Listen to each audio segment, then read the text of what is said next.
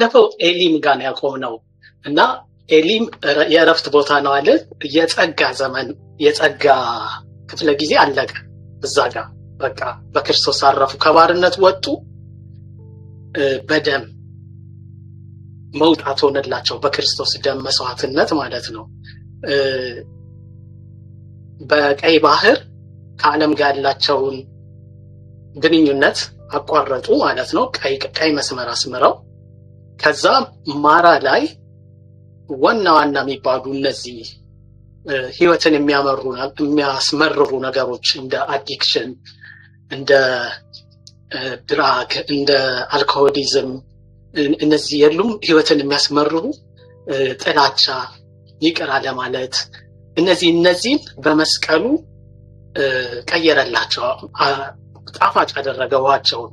ውሃ ህይወት ነው። ከዛ በኋላ ወደ ረፍት የመጡት። ይሄ ሁሉ ጸጋ ነው ብለናል። ዛሬ የዲሳይፕልሺፕ ክላስ ይጀምራል። የስልጠና ማለት ነው።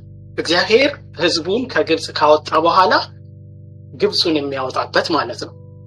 የጀመሩት የት እንደሆነ ታውቃላችሁ? በጣም አስደናቂ ቦታ፣ በጣም ነው የምወደኝ ቦታ። ምንድነው? የሲን ምድረ በዳ ነው የሚለው። የመጡት የሲን ምድረ በዳ ጋር ነው። የሲና ምድረ በዳ አይደለም፣ ኮንፊውዝድ እንዳታረጉት ከሲና ጋር። ሲና ህግ የተቀበሉበት ቦታ አይደለም። ይሄ ከግብጽ እንደወጡ የመጀመሪያ ስቴሽናቸው ነው። የሲን ምድረ በዳ ዊልደርነስ ኦፍ ሲን ነው የሚለው።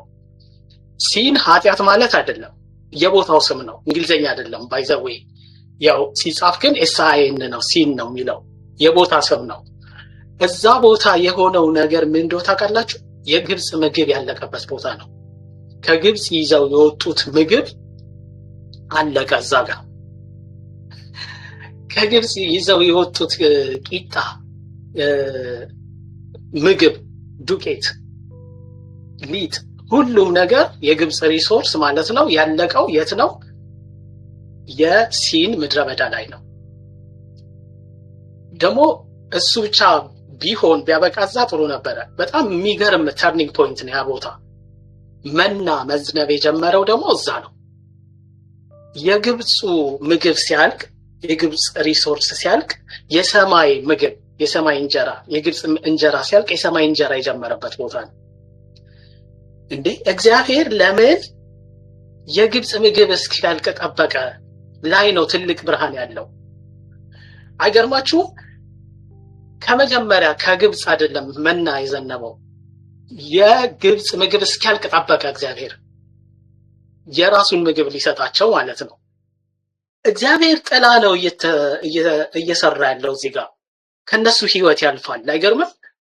ምክንያቱም ግብጽ የሚመኩበት ነው፣ የኖሩበት ነው።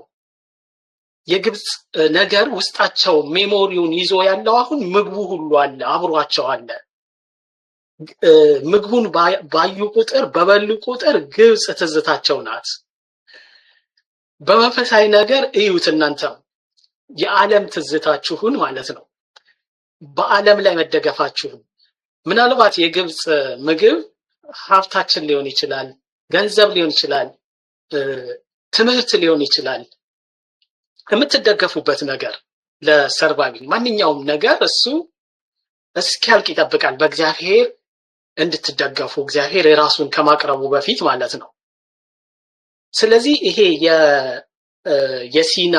የሲን ምድረ በዳ ክላስሩም ነው ማለት ነው። የምን ክላስሩም? በፊት የምንመካበትን አስወግዶ በሱ እንድንመካ የሚያመጣን ቦታ ነው ማለት ነው። የግብፅን ምግብ አልቆ የእግዚአብሔር የሚጀምርበት ቦታ ነው ማለት ነው። እግዚአብሔር እዚህ ጋር ምን እንደፈለገ ታውቃላችሁ? ግብፁ ሙሉ ለሙሉ እንዲወጣ ፈልጓል ከሜሞሪያቸው። ለምን? የራሱን ነገር መክተት እንዲችል። ኮንትሮል ሊያደርጋቸው አይደለም፣ ግን ቅርርብ ፈልጓል፣ ሪሌሽንሺፕ ፈልጓል፣ ኢንቲሜሲ ፈልጓል። ስለዚህ ነው ሙሉን በሱ እንዲደገፉ ካሁን በኋላ የግብጽ ነገር እስኪያልቅ ድረስ የጠበቀው ማለት ነው። ከዛ እዚህ ጋር እንደምታዩት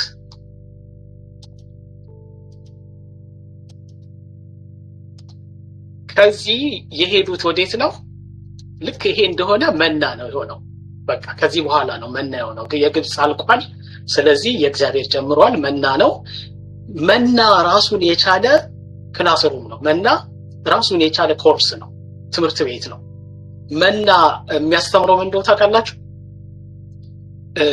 በእግዚአብሔር መደገፍ የሚል ነው ኮርሱ። መና ውስጥ የሚወስዱት ማለት ነው። ያውም ዴይሊ ዲፔንደንስ ነው፣ ዴይሊ መደገፍ ነው። በየቀኑ የሚደገፉት መደገፍ ነው። ለምን? ለየቀኑ ነው የሚዘንባው መናው። አንድ ሰው አንድ ጎመር ለአንድ ሰው ፐር ፐርሰን ማለት ነው አንድ ጎመር ነው መሰብሰብ የተፈቀደለት። ከዛ በላይ ቢሰበስብ ሲሳፍረው አንድ ጎመር ነው የሚሆነው። ከዛ ያነሰ ቢሰበስብ ሲሳፍረው አንድ ጎመር ነው የሚሆነው። ይገርማቸዋል። ተወስኗል። በቃ አንድ ጎመር ማለት ወደ 2 ሊትር አካባቢ ነው፣ ወይም ደግሞ ወደ 2-3 ፓውንድ አካባቢ ማለት ነው። ለአንድ ሰው በቀን በቂ ነው። እግዚአብሔር ነው የወሰነው ያንን አማውንት፣ ሙሴ አይደለም።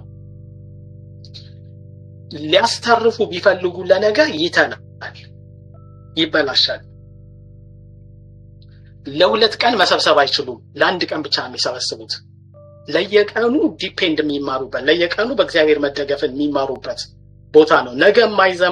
ነገን በእግዚአብሔር ነው ተስፋ የሚያደርጉት። ዛሬን ነው እግዚአብሔር በሰጣቸው የሚኖሩት። ሙሉ መደገፍ በሱ ላይ እንዲሆን ነው የፈለገው። አሁንም ኮንትሮል ሊያደርጋቸው አይደለም። ይገርማቸዋል። ምናቸውን እየፈለገ መሰላችሁ? አቴንሽናቸውን እየፈለገ ነው። ሊያስጠጋቸው ወደሱ እንዲያጠኑት፣ እንዲያውቁት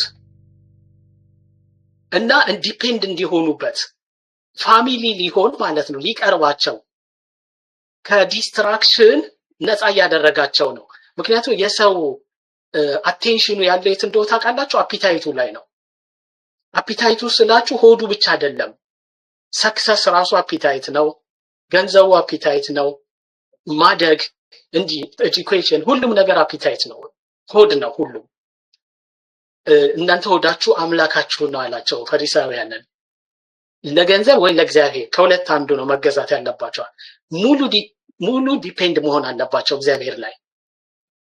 ይሄ ክላስሩም ነው፣ የመና ክላስሩም። የምን ክላስሩም ነው አልኳችሁ? እግዚአብሔርን የመደገፍ ክላስሩም ነው። በራሳቸው ሳይሆን በእግዚአብሔር ላይ የመኖር ክላስሩም ማለት ነው። መንፈሳዊው ጥላነቱስ እንጀራ ጌታ ኢየሱስ ክርስቶስ ነው። በሱ እንድንኖር ነው ዓላማው። ክርስቶስ በእኛ ውስጥ መኖር አለበት። አባቶቻችሁ በምድረ በዳ መና በሉ ሞቱም፣ ከሰማይ የወረደ የህይወት እንጀራ እኔ ነኝ ብሏል ጌታ ኢየሱስ። ስለዚህ ክርስቶስን ነው የሚያሳየው መናው። በመናው ውስጥ ግን ሌላ ኮርስ አለ። ምንድነው? እሱም ሰንበት የሚል ነው። ሰንበትን ማረፍን ያስተማራቸው በምን ውስጥ እንደሆነ የሚገርም ነው። ስታዩ ነው የምትደነቁት። በመና ውስጥ ነው ያስተማራቸው። በመና ውስጥ ሌላ ኮርስ አለ። እሱ ምንድነው? የሰንበት የእረፍት ኮርስ ነው። በሳምንት አንዴ ማረፍ እንዲችሉ ምን አደረገ? ሌላ ቀን ለ2 ቀን የሚለቅሙት እንዲተላ፣ 6ኛው ቀን ላይ ግን 2 እጥፍ እንዲለቅሙ አዘዛቸው። ያ እንዳይተላ እንዳይበላሽ እንደማይበላሽ ነገራቸው። ይታያችሁ አሰራሩን አያችሁት? ሌላ ቀን እኮ ቢለቅሙ ይበላሻል። 6ኛው ቀን ላይ የሚለቅሙት የተለየ መና ሆኖ አይደለም፣ ግን አይበላሽም። ለምን? ወደሱ መንገድ ሊያመጣቸው ነው እየሞከረ ያለው እዚህ ጋር፣ ወደ እረፍት ሊያስገባቸው። ሲያርፉ ከስራ ማረፍ ብቻ አይደለም የሚገርማችሁ፣ ስራ ለመስራት ብቻ አይደለም እረፍቱ። እሱን እንዲያስቡት ኳይት ታይም ወስደው ስለሱ እንዲያጠኑ፣ ስለሱ እንዲነጋገሩ ከቤተሰቦቻቸው ጋር እግዚአብሔርን እንዲያውቁት በሳምንት አንዴ የተሰጣቸው። ከሰርቫይቪንግ ወጣ ብለው ከዚህ ከመልፋት ከመሮጥ ለሆድ ብቻ ከሚሆን ህይወት ወጣ ብለው ለእግዚአብሔር አንድ ቀን ሰጥተው ከእግዚአብሔር ጋር የትውውቅ ቀን እንዲሆን ያቀን ቅዳሜን ማለት ነው። በእነሱ ሰንበትን ማለት ነው ሰጣቸው። ምንድን ነው ያደረገው? በሲና ሲደገፉ በሲን ምድረ በዳ ሲደገፉ የነበረበትን የግብፅን ምግብ ራናውት እንዲያደርግ አደረገ። ከዛ የራሱን የሰማይ ምግብ መናን ሰጣቸው፣ መደገፊያ ማለት ነው። የመደገፍ ትምህርት ቤት ውስጥ አስገባቸው በእግዚአብሔር ላይ። ከዛ በመደገፍ ትምህርት ቤት ውስጥ ደግሞ ማረፍን እንዴት እንደሆነ በእረፍት ውስጥ እሱን ማወቅ። ይሄ ሁሉ ሲያደርግ እግዚአብሔር ሪሌሽንሺፕ እየፈለገ ነው። አይገርም? መቀራረብ እየፈለገ ነው። እንዲያውቁት ነው፣ እንዲጠጉት ነው፣ ቀረብ ሊያደርጋቸው ነው። ይሄ ሁሉ ስልጠናው ሌላ ዓላማ የለውም። አይገርምም? የሰማይ አምላክ ራሱን እንዲገልጥላቸው እነሱ እንዲመቻቹ ነው። ልባቸውን ነው እያመቻቸ ያለው። በሱ ላይ ከመደገፍ አልፎ አረፍ ብሎ ደግሞ እሱን ማሰብ እንዲችሉ ማለት ነው። ከውክቢያው ወጣ ብለው ማለት ነው። ከዛ የት መጡ መሰላችሁ? ረፊዲም አለቱ የተመታበት ቦታ ነው። ማንን አሳያቸው? ቀጥሎ አይገርምም? ሰብሰብ ሲሉ ክርስቶስን አሳያቸው። አይገርምም? አለቱን አሳያቸው። ይከተላቸው ከነበረ አለት ጠጥተዋልና ያም ማለት ክርስቶስ ነበር ይላል አዲስ ኪዳን ላይ አይደል? ስለዚህ እዚህ ቦታ ሲመጡ ረፊዲም የሚባለው ቦታ ሲመጡ መጀመሪያ ያደረጉት ምን እንደሆነ ታውቃላችሁ? ማሳና መሪባ ነው። የመከራከርና የመጠራጠር ቦታ ነው። መጀመሪያ የሆነው ተጠራጠሩ። እግዚአብሔር ከኛ ጋር ነው አይደለም ብለው ማለት ነው። ይታያችሁ ከግብፅ በ10 መቅሰፍት የግብፅን አማልክት አሸንፎ አዋርዶ በደም አውጥቶ ቀይ ባህር ሲከፈል ያዩ ሰዎች ናቸው። እንደ ግድግዳ ግራና ቀኝ ቆሞ በመካከል ተሻግረው ጠላቶቻቸው እዛ ሲጠፉ ያዩ ናቸው። አልፎ ተርፎ መጥተው ውሃው መሮ የዛ አገር ውሃ መራራ ነው የሚለው ማራ ላይ ውሃውን እንጨት ጥሎ ያጣፈጠባት ቦታ ሁሉ ያንን ሁሉ ተአምራት አይተው ባይዘወይ ይሄንን ተአምራት እነሱ ብቻ አይደሉም፣ በዓለም ዙሪያ ነው የሄደው። ያውም ኢንተርኔት ሳይኖር ፍልስጤማውያን እንኳን ያውቁ ነበር፣ ሞዓባውያን ያውቁ ነበር፣ ከነዓናውያን ያውቁ ነበር። እግዚአብሔር በታላቅ ክንድ የግብፅን አማልክት አዋርዶ አሸንፎ ህዝቡን ከባርነት ነፃ እንዳወጣ በፍርሃትና በመንቀጥቀጥ ነው የሚያውቀው የቀረው ህዝብ ሁሉ። ይሄ እኮ በግብፃውያን አማልክት ላይ ጥፋትን አድርጎ ታላቅ መቅሰፍትን አድርጎ ህዝቡን ያወጣ አማልክት ነው ብለው ነው ፍልስጤማውያን የሚያውቁት እግዚአብሔርን። ታቦቱን ሲያዩ የማይንቀጠቀጥ የለም። ለምን? ታቦቱ የሰራውን ታምራት ሁሉ ደግሞ ከዛ በኋላም ያዩ ናቸው። ግን እዚህ ጋር መተው እግዚአብሔር ከኛ ጋር ነው አይደለም ጥርጥር ውስጥ ገቡ። የዛን ሰዓት ነው እግዚአብሔር አለቱን እንዲመታው አዘዘው ሙሴን። አለቱን መታ፣ ውሃ ወጣ። ባይዘዌ ይሄ ትልቅ ጥላ ነው። አለቱ ክርስቶስ ነው አለን አይደል? ውሃው ምንድነው? ከአለቱ የወጣው ውሃ ምን እንደው ታውቃላችሁ? ከአለቱ የወጣው ውሃ መንፈስ ቅዱስን ነው የሚያሳየው። ለመሰላችሁ ራሱ ኢየሱስ ነው ያለው ይሄንን በበዓሉ በመጀመሪያው ቀን ጮሆ ይላል፣ በእኔ የሚያምን መጽሐፍ እንዳለ የሕይወት ውሃ ወንዝ ከሆዱ ይፈልቃል። ይህም ይላል ጸሐፊው ሲያብራራ ማለት ነው፣ በሱ የሚያምኑት ሊቀበሉ ስላላቸው ስለ መንፈስ ቅዱስ ተናገረ። መከራ አልተቀበለም ነበርና መንፈስ ቅዱስ ገና አልወረደም ነበርና ይላል። አለቱ ስለተመታ ነው መንፈስ ቅዱስ እኛ ውስጥ ያደረው የሕይወት ውሃ። አለቱ ክርስቶስ ስለተሰቀለ ነው፣ ስለ መስዋዕት ስለሆነ ነው። በብሉይ ኪዳን እኮ ይሄ ያልተለመደ ነገር ነው። በነቢያት ላይ ይወርድና ይሄዳል እንጂ አብሮ አያድርም። ቤተ መቅደስ አርጎ ማንንም አያውቅም በብሉይ ኪዳን። ኢሳያስንም ይዩ ኤልያስንም ይዩ ማንንም ቤተ መቅደስ አርጎ አያውቅም መንፈስ ቅዱስ። እኛውስ መንፈስ ቅዱስ ቤተ መቅደስ ሆኖ እንዲያድር ክርስቶስ ተመቷል እያልኳችሁ መንፈስ ቅዱስን ነው የሚያሳየው እያልኳችሁ ነው። የህይወት ውሃ መንፈስ ቅዱስ ነው ራሱ እኛ ውስጥ ማደር የቻለው እንደ ብሉይ ኪዳን ጊዜ ሳይሆን ማለት ነው። በማንም ውስጥ አድሮ አያውቅም በብሉይ ኪዳን። በእኛ በአማኞች ውስጥ ግን መንፈስ ቅዱስ ማደር የቻለው ቤተ መቅደስ ያደረገን ለምንድን ነው? ክርስቶስ ዋጋ ስለከፈለ ነው። ክርስቶስ ስለተሰቀለ ነው። ክርስቶስ ስለ አለቱ ስለተመታ ነው የህይወት ውሃ የወጣው። ይሄ እስከዚህ ድረስ በእኛ ህይወት ውስጥ ሆኗል። እስካሁን የመጣነውን ሁሉ ከዚህ በኋላ የሚሆነውን እዩ። የት ጋር ነው የመጡት? ቀጥሎ አማሌቅ አታክ አደረጋቸው፣ አጠቃቸው። የአማሌቅ ጥቃት የመጣው ከውሃው ከጠጡ በኋላ ነው፣ ከአለቱ ከጠጡ በኋላ። እሱ የሚያሳያችሁ ምን መሰላችሁ? መንፈስ ቅዱስን ስትቀበሉ መጀመሪያ የነበረው በተለይ የስጋ ትግል ነው። አማሌቅ በስጋ ጥላ ነው ያለው በመጽሐፍ ቅዱስ ውስጥ። ስጋ በመንፈስ ላይ፣ መንፈስን በስጋ ላይ፣ እነዚህ ሁለቱ እርስ በርስ ይቃወማሉ ነው የሚለው። ግን በጣም የሚገርማችሁ አማሌቅን የምታሸንፉት በምንድን ነው? ሙሴ እጁን ሲዘረጋ ነው አማሌቅን ማሸነፍ የሚቻለው። የሙሴ እጅ መዘርጋት ምን መሰላችሁ? ጸሎት ነው። ሙሴ እጁን ሲዘረጋ፣ ሁለት እጁን ሲዘረጋ ኢያሱ እየተዋጋ ነው አማሌቃውያንን። ኢያሱ ያሸንፍ ነበረ። ሙሴ ደግሞ እጁ ደክሞት ስለነበረ ሲያወርድ አማሌቃውያን ያሸንፉ ነበር። ኢያሱ ይሸነፍ ነበር። ኢያሱ ጦር ሜዳ ነው ያለው፣ ሙሴ ተራራ ላይ ነው ያለው።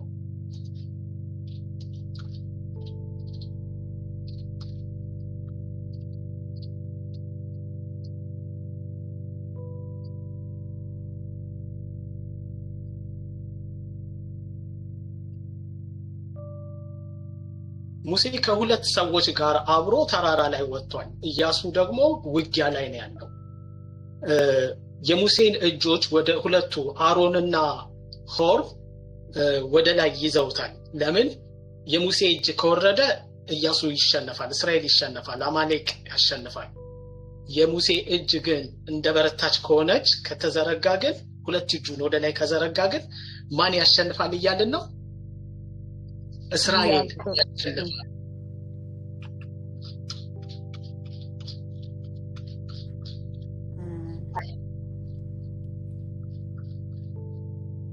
ስለዚህ እስራኤል እንዲያሸንፍ ሙሴ ምን ማድረግ ነበረበት? እጁን ወደ ላይ እንደዚህ መዘርጋት ነበረበት፣ በትሩን ይዞ።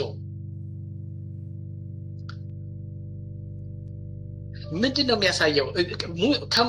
ድሉ ያለው ከሙሴ አንጻር ነው ማለት ነው። አይገርምም? ሙሴ ኢያሱ ስለተዋጋ ብቻ በቂ አይደለም። ሙሴ እጁን መዘርጋት አለበት። ኮምፕሊትሊ ጸሎትን ነው የሚያሳየው። አይገርማችሁ? ስጋን የምናሸንፈው በጸሎት ነው። በውጊያ ብቻ አይደለም፣ በትግል ብቻ አይደለም ነው። ትግሉ እንዳለ ሆኖ፣ ፍላጎቱ እንዳለ ሆኖ፣ ፍቃዳችን እንዳለ ሆኖ፣ ኢያሱ እንዳለ ሆኖ፣ ሙሴ ግን መዘርጋት አለበት። በጣም የሚገርማችሁ ሁለቱ ነገር ሄዱ። ጸሎት ካለ ስጋን እናሸንፋለን። አማሌቅ ውሃ ስንጠጣ ነው የመጣው። ከአለቱ የመነጨውን ውሃ መንፈስ ቅዱስን ስንሞላ፣ መንፈስ ቅዱስ ውስጣችን ሲያደር ነው የመጣው አማሌቅ። ክርስቶስ ዋጋ ከፍሎ መንፈስ ቅዱስ እኛ ውስጥ መኖር ሲጀምር ነው። ከዛ በፊት እኮ የለም። ስጋ በመንፈስ ላይ፣ መንፈስ በስጋ ላይ። አማሌቅን በምንድነው ሪፕሬዘንት የሚያደርገው? ዓለም አማሌቅን ስጋ ነው ያልነው። መቼ ነው የመጣው ነው ያልነው? መንፈሱን ስንሞላ ነው ያልነው። መንፈሱ የተሞላው መቼ ነው? ጌታ ስለተመታ ነው። የጌታን መስዋዕትነት፣ የጌታን ስቅለት፣ የጌታን ስለኛ መስዋዕቱን ስንቀበል ነው ብለናል። ከዛ በኋላ ምንድነው መሰላችሁ የሆነው? የዮታር ምክር ነው የሆነው። ይሄ ቀላል ቦታ እንዳይመስላችሁ። ዮታር የሙሴ አማት ነው። ዮታር ማለት በጣም የሚገርማችሁ የሚዲያም ካህን ነው። የእስራኤል አይደለም፣ የሚዲያማውያን ካህን ነው። የሙሴ ግን አማት ነው። ያው ልጁን ድሮለታል። ሙሴ ለተልእኮ ግብጽ ሲሄድ ሚስቱንና 2 ልጆቹን ትቶ ነው የሄደው እሱ ጋር አማቱ ጋር ማለት ነው። ከዛም እስራኤልን እግዚአብሔር በታላቅ እጅ ከግብጽ እንዳወጣቸው ሰምቶ ማለት ነው ዮታር የሙሴን ሚስትና 2ቱን ልጆች ይዞለት ሊገናኘው ምድረ በዳ መጣ። ሙሴ ባየው ጊዜ በጣም ነው ደስ ያለው እና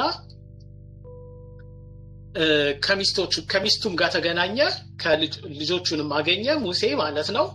ዮታር ከሱ ዘንድ እንዲቆይ ጠየቀው። እዚህ እየተጫወቱ ምናምን እያለ ዮታር ምን ተገነዘበ? ሙሴ ብቻውን ነው ቀኑ ሙሉ ሲፈርድ በእስራኤላውያን ላይ የሚውለው፣ ሌላ ሹም የለም። እንዴ ይሄ እኮ ለአንተም ይከብድሃል፣ ለህዝቡም ይከብዳቸዋል። ይሄው ቆመው ነው ያሉት ቀኑ ሙሉ። ስለዚህ ለምን ሰዎችን አትሾምም? 50 አለቃ፣ 10 አለቃ፣ 100 አለቃ እያልክ ሰዎችን ሹም አለው። ይሄ ምክርን ተቀብሎ ሙሴ ስራውን አቀለለለት። ግን እግዚአብሔር ሊያሳይ የፈለገው ነገር አለ እዚህ ጋር። አይገርማችሁ? ለብቻ አይደለም የሚሰራው መንፈሳዊ ነገር፣ አካሉን ነው እያሳየን ያለው። መንፈስ ቅዱስ ለእያንዳንዱ እንደሚፈልግ እንደሚሰጥ እንጂ አንድ ሰው ላይ በአንድ ሰው ብቻ እንደማይሰራ የእግዚአብሔር ስራ ነው የዮታር ምክር የሚነግረን። ቀላል አይደለም። ህብረትን ነው እያሳየን ያለው። ይታያችሁ፣ ከውሃው ከጠጣን መንፈሱን ከጠጣን በኋላ አማሌቅ ስጋን ከተዋጋን በኋላ በጸሎት ወደ ህብረት መምጣት አለብን ነው። አብረን ከሌሎች ጋር መስራት አለብን ነው። አይገርምም? ሰማችሁኝ? ይሄ የሚገርም አይደል? በጣም ያ እና ዮታር ግን ስታስቡት እስራኤላዊ አይደለም እኮ። አይገርምም? የሞዓባውያን ካህን ነው። እግዚአብሔር ከውጪ እንኳን ጥበብን ለህዝቡ ሲሰጥ ነው የምታዩት። ግን ትልቁ መልእክት ምንድነው? ህብረት ነው። ትልቁ መልእክት ምንድነው? የማይጠቅም አካል የለም ነው። ሁሉ ጠቃሚ ነው። ሁሉ በስራው ላይ የአንድ ሰው አይደለም ስራው። ሙሴ ያንተ ብቻ አይደለም ስራው፣ የህዝቡ ሁሉ ነው። አንድ ሰው የሚሰራው ስራ አይደለም የእግዚአብሔር ስራ የሚለውን ነው። ዩኒቲ፣ አብረን መኖር፣ አብረን መስራት በእግዚአብሔር ቤት ውስጥ የሚለውን ነው የሚያሳየው። አሁን በጣም እየጠለቅን ነው የምንሄደው። እሺ በጣም የሚገርማችሁ ከዛ ቀጥሎ የመጡት ሲና ነው። ይሄ ነው እንግዲህ የደቀ መዝሙርነት ዲሲፕሊን ወይም የክላስ ሩሙ አጀማመር የሚታያችሁ እዚህ ጋር ነው። ኃይለኛ ትምህርት፣ ዲፕ የሆነ ትምህርት የሚሰጥበት ምን መሰላችሁ? እግዚአብሔር ያለው መጀመሪያ ላይ ሲና እንደመጡ፣ ሲና ተራራ አይደለም፣ ይሄ የሲና ምድረ በዳ ነው። ገና እንደገቡ ሲና ምድረ በዳ ውስጥ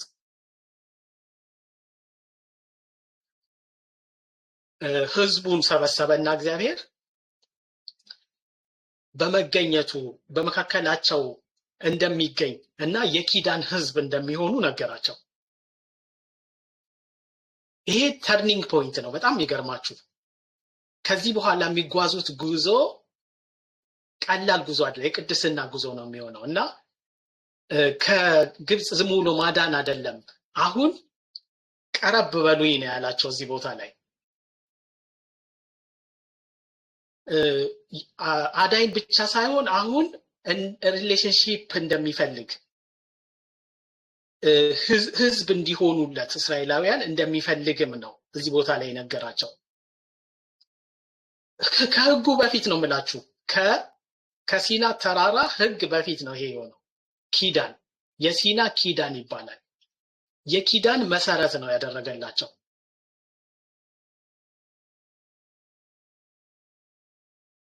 ስለዚህ የእግዚአብሔር ፍላጎት ሁልጊዜ ህብረት እንደሆነ፣ ከህዝቡ ጋር አብሮ መሆን እንደሆነ ታያላችሁ። ኢንቲሜሲ እንደሆነ፣ መቀራረብ እንደሆነ ታያላችሁ። ለመሰላችሁ ህጉ ቢቀድም ከኪዳኑ ኦኬ እንድንገዛለት ነው የሚፈልገው እግዚአብሔር ትላላችሁ። ግን ምኑ ነው የቀደመው እያልኳችሁ ነው? ኪዳን ነው የቀደመው። ልክ ባል ለሚስቱ፣ ሚስት ለባሏ በሞትም በሐዘንም በደስታም በማጣትም በማግኘትም በጤንነትም በበሽታም ላልለይ ብሎ ቃል እንደሚገባ ኪዳን እንደሚገባ ማለት ነው። እግዚአብሔር ለሕዝቡ እናንተ አትተውኝ እንጂ እኔ አልተዋችሁም ብሎ ቃል ገባላቸው። ኪዳኑ ምንድነው ነው? ኪዳኑ ምን እንደሆነ ታውቃላችሁ? የእግዚአብሔር ኪዳን የሲና ቃል ኪዳን ሪሌሽንሺፕ ነው። ለሪሌሽንሺፕ ነው የጠራቸው። አሁን ቃሌን በእውነት ብትሰሙ ነው ያላቸው፣ ኪዳኔን ብትጠብቁ ምድር ሁሉ የእኔ ናትና ከአሕዛብ ሁሉ የተመረጠ ርስት ትሆኑልኛላችሁ። እናንተ የካህናት መንግስት፣ የተቀደሰ ሕዝብ ትሆኑልኛላችሁ።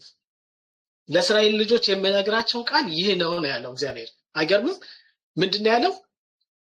የካህናት መንግስት ትሆኑልኛላችሁ።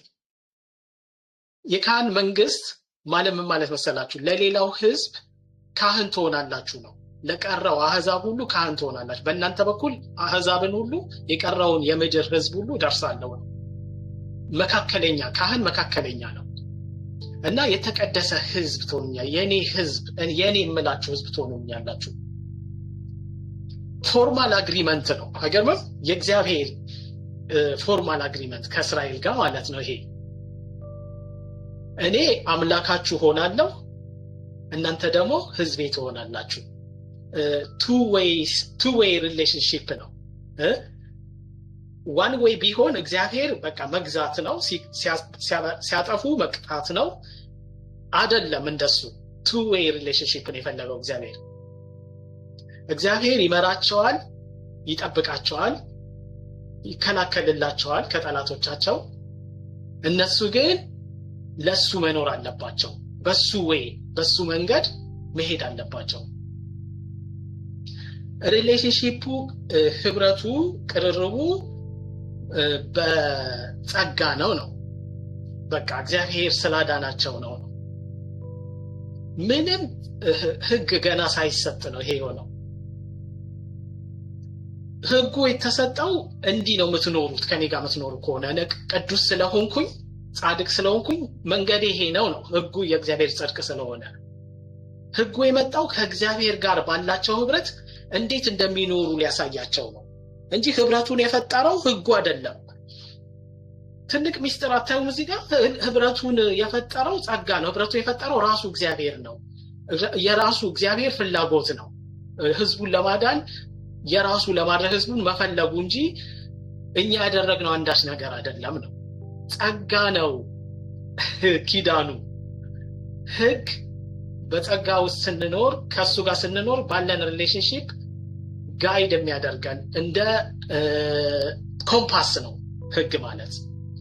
ለምን ከህጉ ስንሄድ ድሪፍት ስናደርግ ምንድን እያሳየን ነው? ከእግዚአብሔር እየራቃችሁ ነው። ግን ህጉ አይደለም ያቀረበን።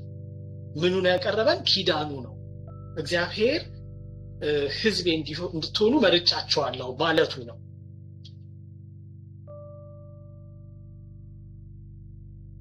እዩ የሲና ኪዳን ይሄን ይመስላል። ዘጸአት 19 ላይ ነው የተጻፈው። በግብፃውያን ያደረኩትን በንስር ክንፍ እንደተሸከምኳችሁ ወደ እኔም እንዳመጣኋችሁ አይታችኋል። አሁንም ቃሌን በእውነት ብትሰሙ ኪዳኔንም ብትጠብቁ ምድር ሁሉ የኔ ናትና ከአሕዛብ ሁሉ የተመረጠ ርስት ትሆኑልኛላችሁ። እናንተም የካህናት መንግስት፣ የተቀደሰም ሕዝብ ትሆናላችሁ። ለእስራኤል ልጆች የምነግራቸው ቃል ይህ ነው። ሙሴም መጣ፣ የሕዝቡንም ሽማግሌዎች ጠርቶ እግዚአብሔር ያዘዘውን ይህን ቃል ሁሉ በፊታቸው ተናገረ ይላል።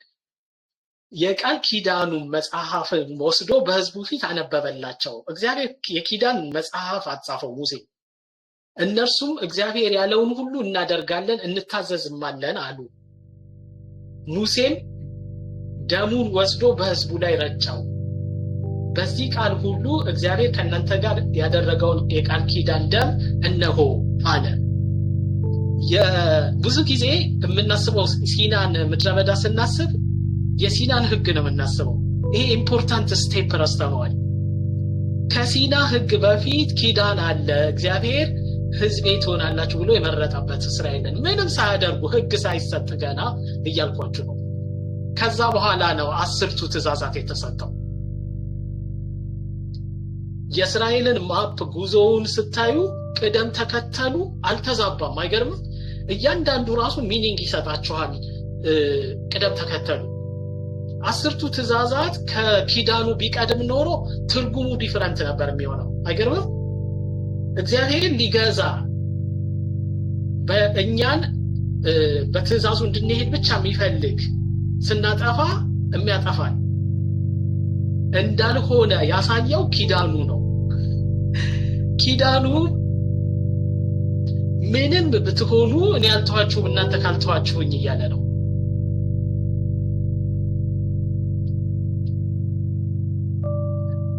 አስርቱ ትእዛዛት የኪዳኑ ሬፈረንስ ወይም ደግሞ እንደ ኮምፓስ ነው። ወዴት እንደምንሄድ እንድናቀው እግዚአብሔርን ጽድቁ የጽድቅ መመሪያ ነው ማለት ትችላላችሁ። አስርቱ ትእዛዛት እንጂ ኪዳን አይደለም፣ ህግ ነው። በአስርቱ ትእዛዛት ውስጥ ሌሎች ዝርዝሮች አሉ እስከ 603 የሚደርሱ ከአስርቱ ትእዛዛት ሌላ የሙሴ ህግ የሚባል እግዚአብሔር ነው የሰጠው። ይሄን ግን ቀጥታ አስርቱ ትእዛዛት ግን እግዚአብሔር ራሱ ነው የሰጣቸው፣ በቃል በድምጽ የተናገራቸው ማለት ነው። የእግዚአብሔር ባህሪ ይሄን ይመስላል የሚለውን እንዲያውቁ ብቻ ነው። ግን ቢያፈርሱት ምን አለ? ኪዳን አለ እንደገና እንዲመለሱ የሚጋብዛቸው።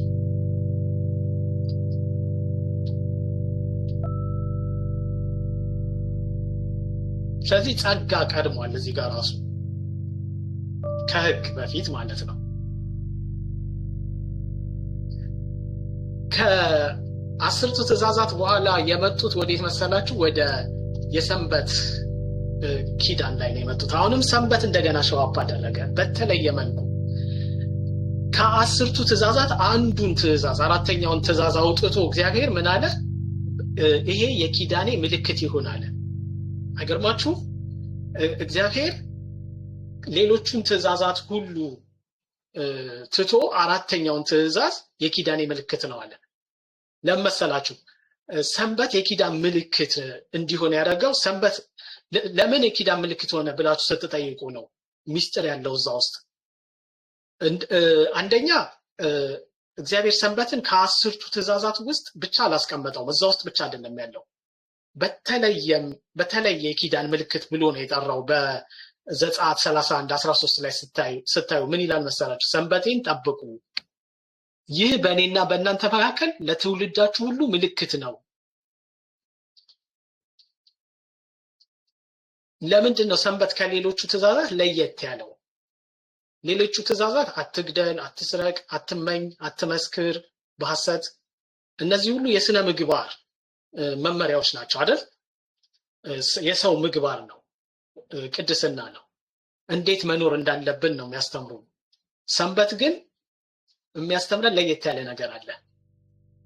ሰንበት ህግ ብቻ አይደለም፣ ግንኙነት ነው፣ ህብረት ነው። ሰንበት ከእግዚአብሔር ጋር ህብረት። አይገርምም? እና በየሳምንቱ አንድ ቀን እኔ አንተ አምላክ ነኝ አንተም የኔ ህዝብ ነህ ብለው እያስታወሱ እንዲቀመጡ በሳምንት አንዴ። ሰንበት ለምን መካከል ሆነ? ከህጎች ከአራተኛው ነው። ለምን ሆነ ብላችሁ ስታስቡ የመጀመሪያዎቹ ትእዛዛት ከግንኙነት ከእግዚአብሔር ጋር እንዴት መሆን እንዳለበት ካራክተሩን ነው አይደለ? ሁለተኛው ትእዛዝ ደግሞ ከሰው ጋር ያለውን ነው። መሀል ላይ ያለው ሰንበት ነው።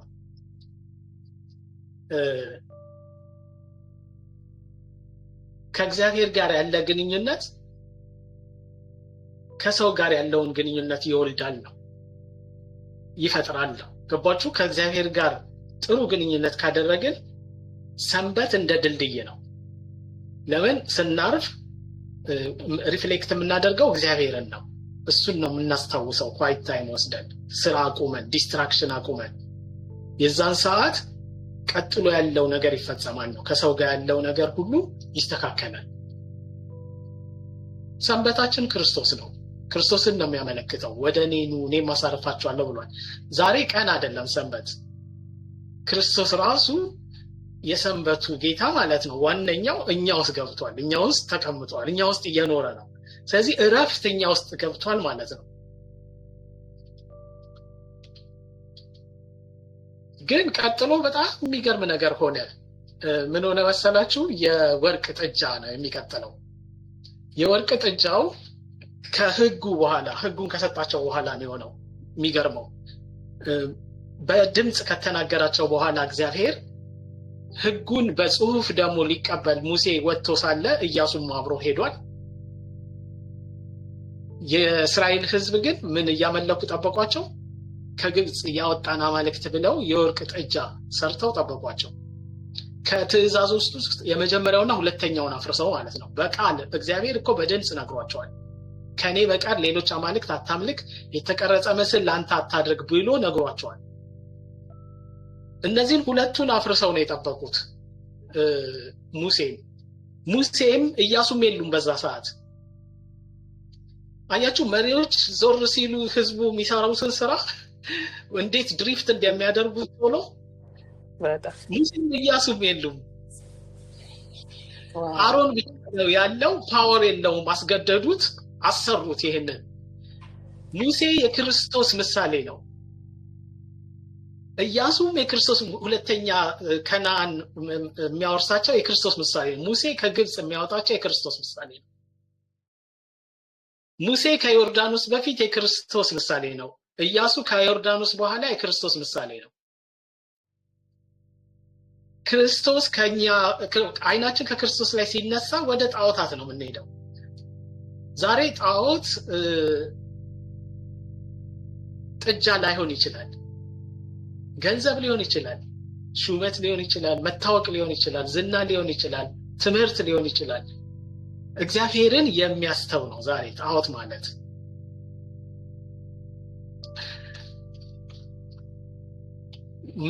ምን ሆነ ግን? ሙሴ ግን አማለደ። ሙሴ ጮኸ ወደ እግዚአብሔር። ለምን? እግዚአብሔር ሊተዋቸው ነበር እዛ ሰዓት። ከሱ ላይ ፊቱን ስላነሱ ሊተዋቸው ነበር። ሙሴ ግን ምን አደረገ? አማለደ። ሙሴ የክርስቶስ ምሳሌ ነው ብለህ ክርስቶስ ስለሚያማልድልን ነው። ክርስቶስ በመካከል ስላለ ነው። ሙሴ በመካከል ገባ። ክርስቶስ ላይ አይናችን መሆኑ ይጠብቀናል ከጣዖት። ግን እንደገና ደግሞ ክርስቶስ ሁሌ ትንሽ እንኳን ዞር ካልን ይማልዳል በአብ ፊት ሊመልሰን፣ ሪስቶር ሊያደርገን፣ እንደገና ህዝቡ ሊያደርገን፣ ኪዳኑን እንዲያስብ እግዚአብሔር እንደገና። ደስ አይልም? አስተማማኝ የሆነ ጥላ ነው። የሚገርም ነው። እርግጠኛ ነን ጥላው እግዚአብሔር ስለሆነ የሰራው አይሳሳትም። ምንድነው መንገዱ? ኪዳን ይቀድማል፣ ጸጋ ይቀድማል። ግን ህግ ቢሰጥም ህግ ቢኖርም ህጉን ልናፈርስ እንችላለን። መቼ ነው የምናፈርሰው? ከክርስቶስ ላይ አይናችን ሲነሳ። ግን እስቲል ማን አለ በመካከል ስለኛ የሚማልድ? በአብ ፊት ደሙን ይዞ ክርስቶስ አለ፣ ሙሴ አለን። ሙሴ ይማልድልናል። ይሄ ጥላ የተሳሳተ አይደለም፣ አስተማማኝ ነው እያልኳቸው ነው። ደስ አይልም ይሄ ጥላ? በጣም እዛ ማን መጣ መሰላችሁ? የእግዚአብሔር እረፍት ወዲያው ሙሴ እንዳማለደ ወዲያው የሆነው ኔክስት ስቴፕ ባይ ስቴፕ የሆነውን ነው እየነገርኳቸው ያለሁት። ወደኋላ ወደፊት እያልኩ አይደለም። ጆርኒ ጉዞውን እየሄድን ነው። እስካሁን መንገዱን እንደያዘ ነው። አይገርምም? ልክ ይሄ ሲሆን ሙሴ ሲያማልድ ማን መጣ መሰላችሁ? የእግዚአብሔር መገኘትና ፊቱን መለሰላቸው። የእግዚአብሔር ፊት ህይወት ነው፣ እረፍት ነው። እረፍቱን መለሰላቸው። እሱም መገኘቴን ካንተ ጋር እንዲሄድ አደርጋለሁ አለው። እግዚአብሔር እረፍት እንደገና ሰጣቸው፣ አደሳቸው፣ መለሳቸው። መገኘቱን በመካከል አደረገ። ከዛ በኋላ ነው ወደዚህ የመጡት፣ ወደ መገናኛው ድንኳን። ይሄንን ባለፈው በደንብ ተምረናል፣ ብዙ አልቆይበትም። መገናኛው ድንኳን ላይ ማደሪያው ድንኳን ላይ እንደውም ምን አለ በጥጃ እኮ አሳዝነውታል አይደለ? በጣዖት አምልኮ አሳዝነውታል። ግን በመካከላቸው እንዳድር መቅደስ ይስሩልኝ አለ። ድንኳን አድርጉልኝ በመካከላቸው እንደውም አድራለሁ አለ። በደመና አምድ በእሳት አምድ ብቻ በፊታቸው የመራው አይደለም። ካሁን በኋላ እንደውም በመካከላቸው እንደነሱ ድንኳን ይኖረኛል አለ እግዚአብሔር። እና ይሄ ድንኳን ተጣለለት። በጣም የሚገርመው ክርስቶስን ነው የሚያሳየው። ባለፈው እንዳየነው ድንኳኑ በቆዳ ነው ይሸፈን ያለው። ውስጡ ግን ምን አስቀምጡ አላቸው? ታቦቱን አስቀምጡ አላቸው። ታቦቱ ባለፈው እንዳየነው ከእንጨትና ከወርቅ ነው ስሩት ያለው። እያንዳንዷ ዲቴይል ማይነር ዲቴይልስ ሳይቀር ሚኒንግ ኖሮት ማለት ነው። እንጨቱ ሁማኒቲን የሚያሳይ ማለት እንጨት ከአፈር ነው የሚወጣው፣ እኛም ከአፈር እንደወጣን ማለት ነው። ወርቁ ከአፈር ቢወጣም የማይጠፋ በእሳት ውስጥ የሚያልፍ የማይበላሽ ክብሩን እንደጠበቀ የሚኖር ስለሆነ ዲቪኒቲን ነው የሚያሳየው። በእግዚአብሔር በመለኮታዊነትን ነው የሚያሳየው በመጽሐፍ ቅዱስ። ፍጹም ሰው ፍጹም አምላክ የሆነውን ክርስቶስ በስጋ እንደሚገለጥ የሚያሳየው ሙሉን ጥላው ታቦቱ ክርስቶስ ነው። ክርስቶስ ኢየሱስ ክርስቶስ ግን ታቦቱ ግን ድንኳኑ ብቻውን በቆዳ የተሸፈነ ነው እና ታቦቱ ከሌለ ቤተ መቅደስ አይባልም። ከተራ ድንኳኖች አንዱ ነው የሚባለው። ግን ድንኳኑን ያንን የመገናኛውን ድንኳን ለየት ያደረገው ምንድነው ካላችሁኝ ታቦቱ ነው። ለምን? ታቦቱ ጥላ ስለሆነ፣ ታቦቱ ማን ስለሆነ? ክርስቶስ ስለሆነ። እኛ ውስጥ እኛን ሰው ብቻ እንዳንባል ማለት ነው ቤተ መቅደስ እንድንባል ያደረገን ማን ነው? ክርስቶስ ነው። ክርስቶስ እኛ ውስጥ ስለኖረ ስለተቀበልነው ነው ዛሬ እኛ ምንድነን? የእግዚአብሔር ቤተ መቅደስ፣ ሕያው ቤተ መቅደስ። ቆዳ ብቻ አይደለንም ወይም ድንኳን ብቻ አይደለንም። ምንድነን ማለት ነው? ሕያው እግዚአብሔር የሚኖርብን፣ ክርስቶስ የሚኖርብን ክብር፣ የእግዚአብሔር ክብር መለኮት በሰውነቱ ተገልጦ ያለውን ክርስቶስ የያዝን ማለት ነው። የእግዚአብሔር ቤተ መቅደስ ነን፣ ሕያው ቤተ መቅደስ ያውም ማለት ነው። በጣም የሚገርማችሁ ምን እንደሆነ ታውቃላችሁ? ታቦቱ ልክ እዛ ድንኳን ውስጥ ሲያስቀምጡት የእግዚአብሔር ክብር ቤቱን ሞላው ይላል። የእግዚአብሔር ክብር በሕይወታችሁ ማወቅ ከፈለጋችሁ፣ ማየት ከፈለጋችሁ ድንኳኑ ብቻ በቂ አይደለም፣ ታቦቱን አስገቡት። ታቦቱ ማን ነው? ክርስቶስ። ክርስቶስ በሕይወታችሁ ካለ የእግዚአብሔር ክብር አለ። የእግዚአብሔር ክብር ልክ ታቦቱን ሲያስገቡ ነው እዛ ድንኳን ውስጥ የእግዚአብሔር ክብር ቤተ መቅደሱን የሞላው። ኔክስት የሆነው እሱ ነው። አይገርማችሁም? ጥላው እንዳለ እንዴት ክሊር እንደሆነ አያችሁ? እርግጠኛ ሆናችሁ ዛሬ ክርስቶስን በሕይወታችሁ ውስጥ ካስገባችሁ የእግዚአብሔር ክብር ቤታችሁን ይሞላዋል፣ ሕይወታችሁን ይሞላዋል፣ አካላችሁን ይሞላል፣ ሁለንተናችሁን ይሞላዋል እያልኳችሁ ነው። አይገርምም? አሜን። ከዛ በኋላ ምን የሆነው ነገር ነው በቃ እያስገረማችሁ የሚሄደው።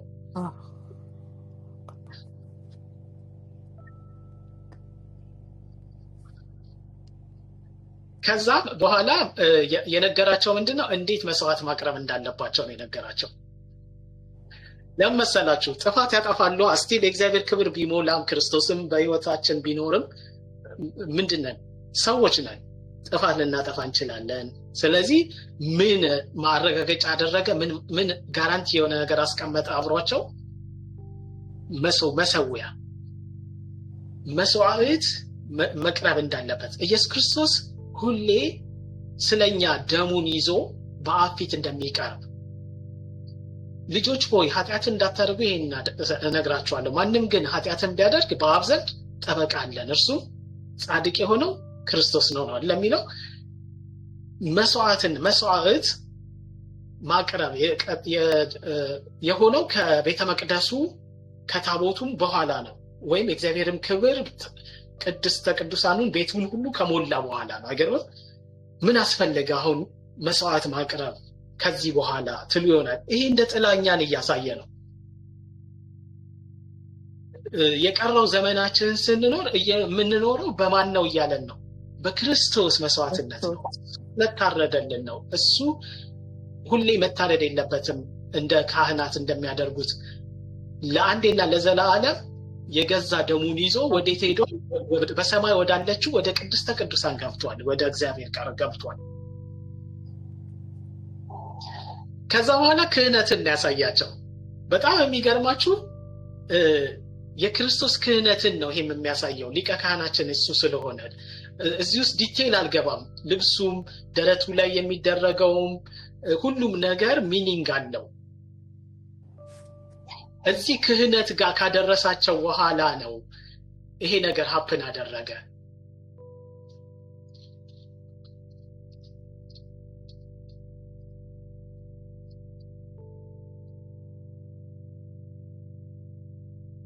ናዳብና አብዩድ የሚባሉ ሁለት ሰዎች ባይዘዌ የአሮን ልጆች ናቸው፣ ካህናት ናቸው። እሺ ያልተፈቀደ እሳት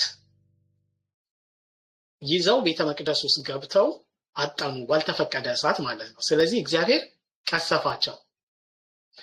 ለመሰላችሁ ጥላው ላይ እግዚአብሔር ሲሪየስ ነው። አይታችሁት ከሆነ ሙሴንም እንኳን አትገባም ብሎታል። እኛ ጋር ነው ፈታ ያለው። ለምን? ለኛ ነው ጥላው። እዛ ጥላው ከተበላሸ ትምህርቱ ይበላሻል። እዚህ የደቀ መዝሙር ትምህርቱ እግዚአብሔር እኛን እያየ ስለሆነ ታሪኩን የሚሰራው ይህንን መታገስ አልቻለም። ተቀሰፉ። እነዚህ ሁለት ሰዎች ካህናት እኮ ናቸው። ቤተ መቅደስ ውስጥ መግባት ይፈቀድላቸዋል፣ ማጠንም ይፈቀድላቸዋል። ግን ያደረጉት ምን እንደሆነ ታውቃላችሁ? በደንብ ስሙኝ። እዚህ ጋር በጣም ኃይለኛ ነገር ሚስጥር አለ እዚህ ጋር። ዩዥዋሊ የካህናት የሚያደርጉት እነሱም ራሳቸው ማለት ነው ናዳብና አብዩድ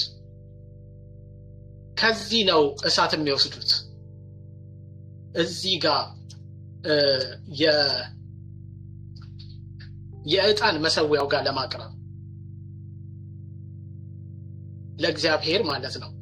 ምክንያቱም ጠዋትና ማታ ይሄ መሆን አለበት። ሁሌ እሳት ከመሰዊያው ላይ ይወስዳሉ። ከዚያ በዛ እሳት ዕጣኑን እዚህ ጋር ያጥናሉ።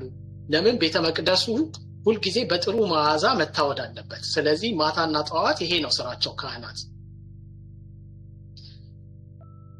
ናዳብና አብዩድ ግን የተቀሰፉበት ምክንያት ምንድነው? የወሰዱት እሳት ከዚህ አይደለም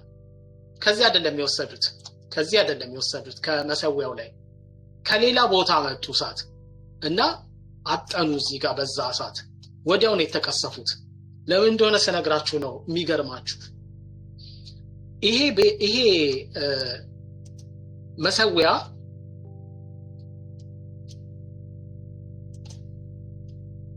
የኃጢአት መስዋዕት የሚቀርብበት ነው። ማንን መሰላችሁ የሚያሳየው? ይሄ ክርስቶስን ነው የሚያሳየው። እሳቱ መንፈስ ቅዱስን ነው የሚያሳየው። ለምን መሰላችሁ? ክርስቶስ ስለተሰዋ ጌታ ኢየሱስ ራሱ ተናግሯል።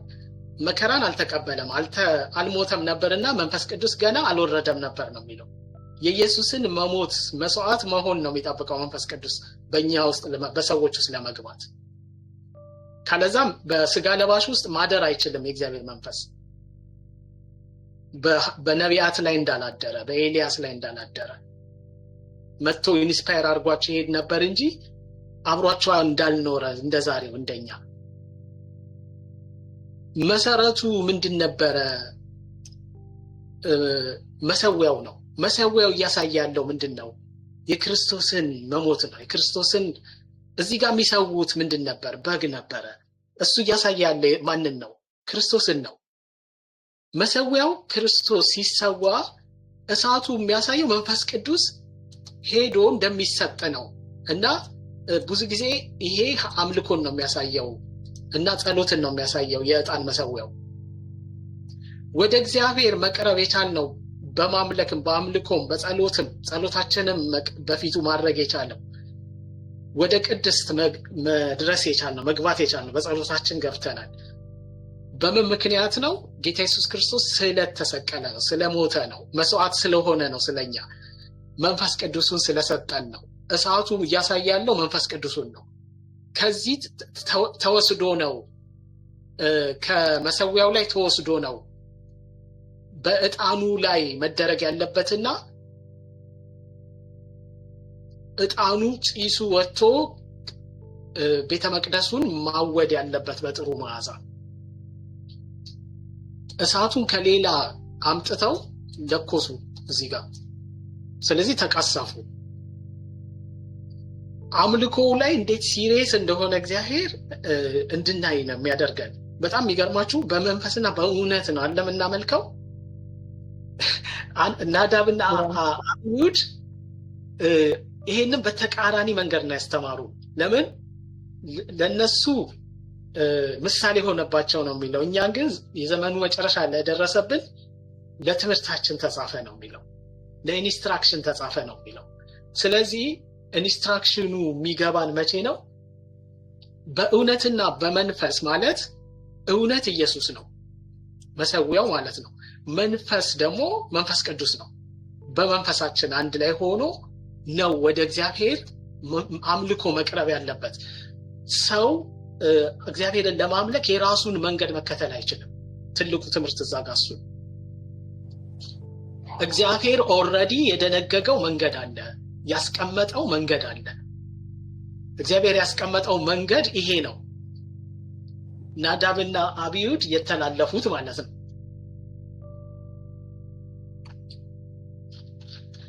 ከዛ መጨረሻ ላይ ያለው ምንድነው? የማስተስሪያ ቀን ነው። በአመት አንዴ ካህኑ ገብቶ ቅድስተ ቅዱሳን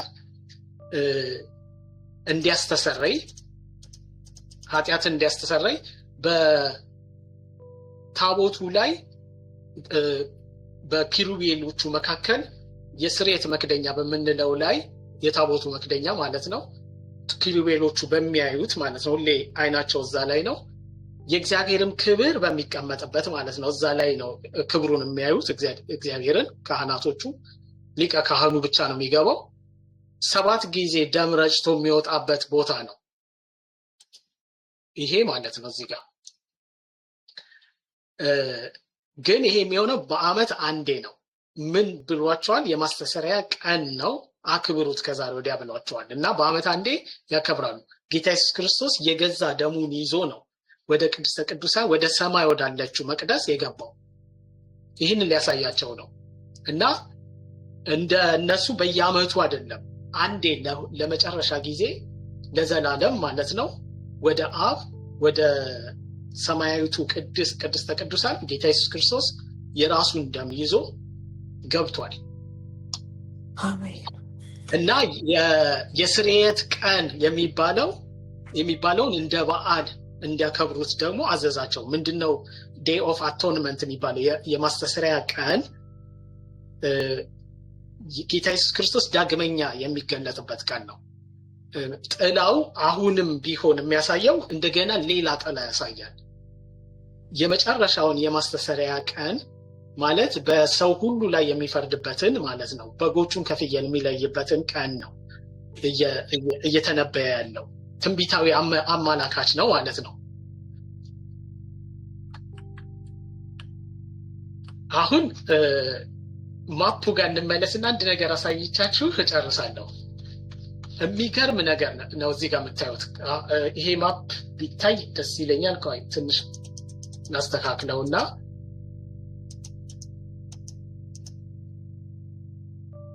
ማፑን ስታዩ የሆነ ፓተርን ታያላችሁ፣ የሚያስደንቅ ነገር ታያላችሁ። ኦኬ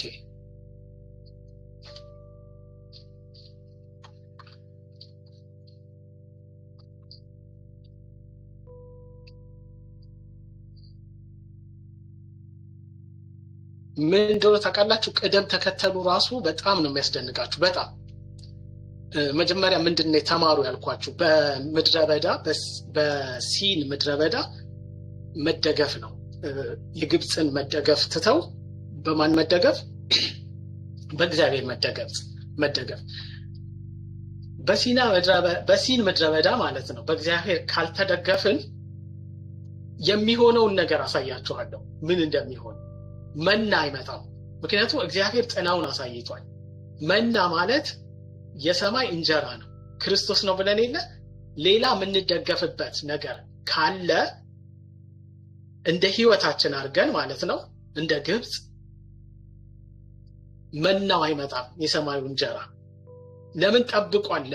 ያ የግብፅ እንጀራ እስኪያልቅ ድረስ ማለት ነው። የግብፅ እንጀራ የሰማይ እንጀራ ደግሞ ካልመጣ እረፍት የለም፣ ሰንበት የለም።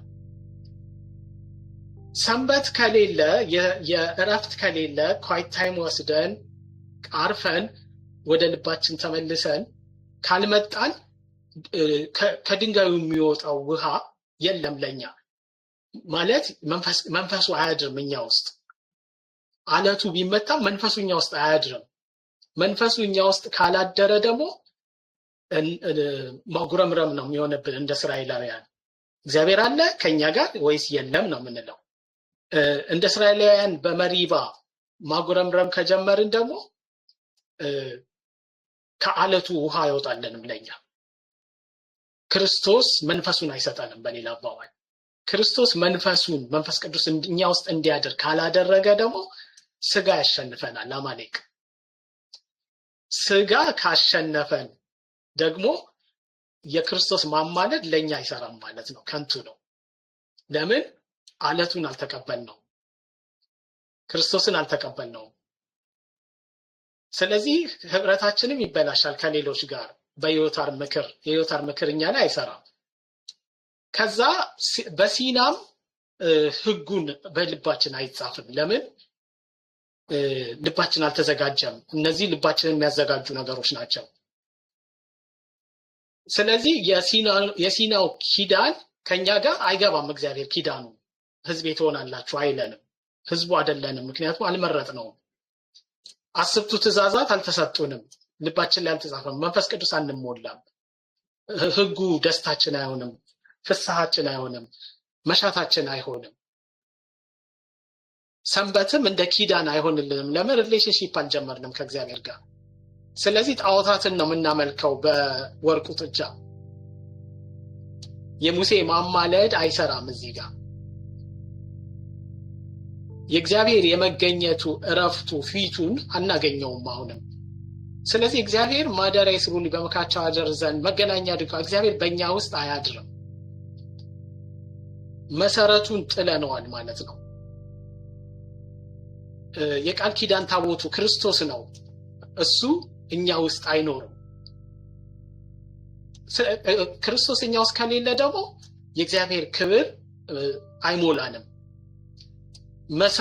መሰዊያው መስዋዕቱ ሁሉ ክህነቱም ሁሉ አይሰራም ከኛ ጋር። እንደውም ምንድነው የሚሆነው? በራሳችን ወይ ስለምናመልከው ናዳብና አብዩድ ነው የሚሆነው፣ መቅሰፍት ነው የሚሆነው። የዛን ሰዓት የስርየት ቀን ላይ ከበጎቹ ወገን አንሆንም፣ ከፍየሎች እንሆናለን ማለት ነው።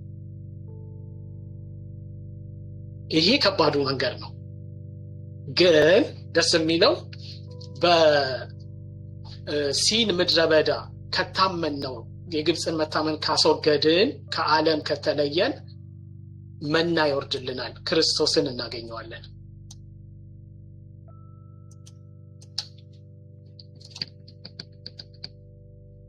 ክርስቶስን ካገኘን እረፍት ይሆንልናል። ሰንበት ጥሩ ነው አይደል? አይገርምም? ክርስቶስን ስናገኝ ነው እረፍት የሚሆነው። እረፍት ካገኘን ምን እንደሚሆን ታውቃላችሁ? ራፊድም ይሆንልናል። ውሃውን እንጠጣለን። ውሃው የህይወት ውሃ መንፈስ ቅዱስ እኛ ውስጥ ማደር ይችላል። መንፈስ ቅዱስ እኛ ውስጥ ካደረ ክርክርና እግዚአብሔር ከኛ ጋር ነው አይደለም የሚል ነገር አይኖረንም። ለምን? ወደ እውነት የሚመራው አለ ውስጣችን ነው። እንደሱ ካልሆነ ደግሞ ከአለቱ የጠጣነው ውሃ መንፈስ ቅዱስ መሪያችን ነው የሚሆነው። በሱ ምክንያት የሚመጣው አማሌቅ የመጣው ውሃውን ሲጠጡ ስለሆነ በክርስቶስ አማላጅነት በሙሴ እጅ አንሽነት ይሸነፋሉ። ስጋን እናሸንፋለን ማለት ነው በጸሎት። በማን መካከለኝነት? ክርስቶስ በመካከል ስላለ። ስለዚህ በህብረት መኖር እንችላለን፣ በህብረት መስራት እንችላለን ከሌሎች ጋር በዮታር ምክር ማለት ነው። ከዛ በሲና እግዚአብሔር ኪዳን ያደርግልናል ህዝቡ እንድንሆን። የኪዳን ህዝብ እንሆናለን ለእግዚአብሔር። ከዛ 10ቱ ትእዛዛትን እንቀበላለን። በልባችን ላይ ነው የሚጽፈው፣ ይሄንን በድንጋይ ላይ አይደለም የሚኖር። ስለዚህ ዲዛይራችን ይሆናል፣ መሻታችን ይሆናል። በህጉ እንኖራለን፣ ደስ ይለናል በህጉ። ስለዚህ እረፍቱን እንለማመዳለን፣ ሰንበቱን። ስለዚህ ወደ ጣዖታት አንሄድም። እንደሱ ሲሆን ብንወድቅ በአንዳንድ ኃጢአት ሙሴ ያማልድልናል፣ ክርስቶስ አለ። ስለዚህ እግዚአብሔር በመገኘቱ ያሳርፈናል። በመገናኛው ድንኳን ደግሞ አብሮን መኖር ይጀምራል እግዚአብሔር።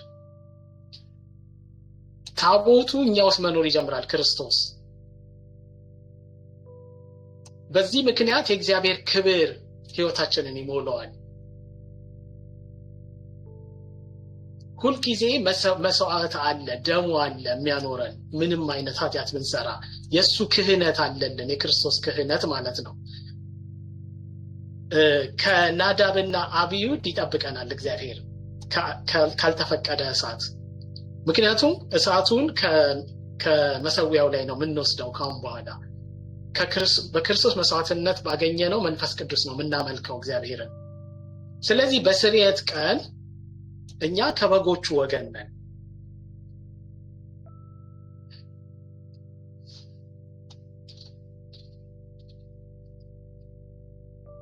እሺ አሁን እንዲህ ብዬ ልጨርስ። እሺ በሲን ምድረ በዳ እግዚአብሔር ፍላጎታችንን ነው የሚያጋልጠው። እሺ በእርሱ መደገፍን እንድንማር ማለት ነው። በመናው ትምህርት ቤት ቁጥሩን ተከታተሉኝ። እሺ በጣም ፓወርፉል የሆነ ፓተርን ታያላችሁ፣ የሚገርም ፓተርን።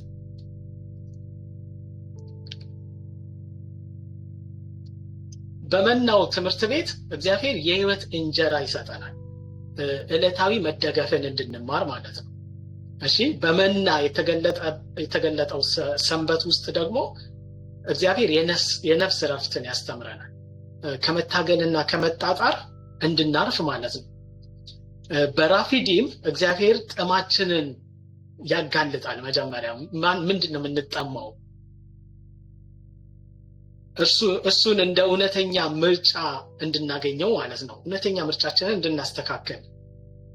በሞሳህና መሪባ እግዚአብሔር ጥርጣሬያችንን ነው የሚያወጣው። አሁንም ጥርጣሬ ውስጥ ያለውን የተደበቀውን ጥርጣሬ ያወጣል። ከመፈታተን ይልቅ እግዚአብሔርን ወደ መታመን እንድንሻገር ማለት ነው። ከአለቱ በወጣው ውሃ እግዚአብሔር ህያው የሆነ ውሃን በውስጣችን ያደርጋል፣ በመንፈስ ቅዱስ እንድንታደስ ማለት ነው። እግዚአብሔር አማሌቅን የፈቀደው ለምን መሰላችሁ? በጉዟችን መጀመሪያ ላይ ያለ እና መሸነፍ አለበት። ስጋን እናሸንፋለን። ስጋን ማሸነፍ እንድንማር ነው። በምን? በጸሎት። የሙሴ እጆች በመዘርጋታቸውም እሱን ነው የሚያሳዩት። ምን አገናኘው? ሙሴ እኮ እየተዋጋ አይደለም፣ በተራራ ላይ ወጥቶ እጁን መዘርጋት ብቻ ነው ያለበት።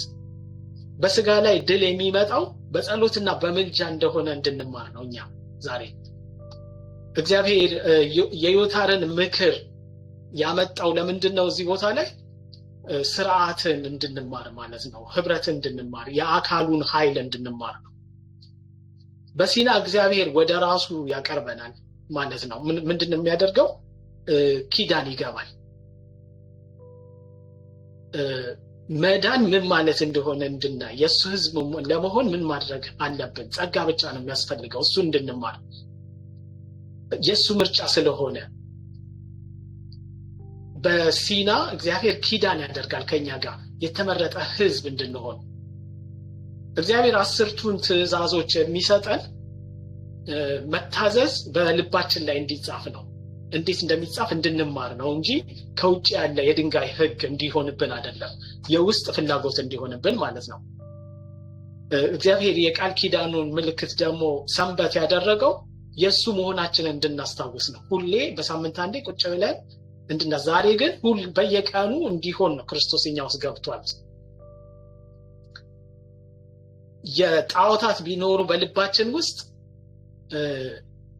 እንዴት ማራቅ እንዳለብን እነሱን እንድናስብ ነው እግዚአብሔር ጣዖታትን አምልከዋል ብሎ መገናኛ ድንኳኑን አላስቀረም ግን በሙሴ አማላጅነት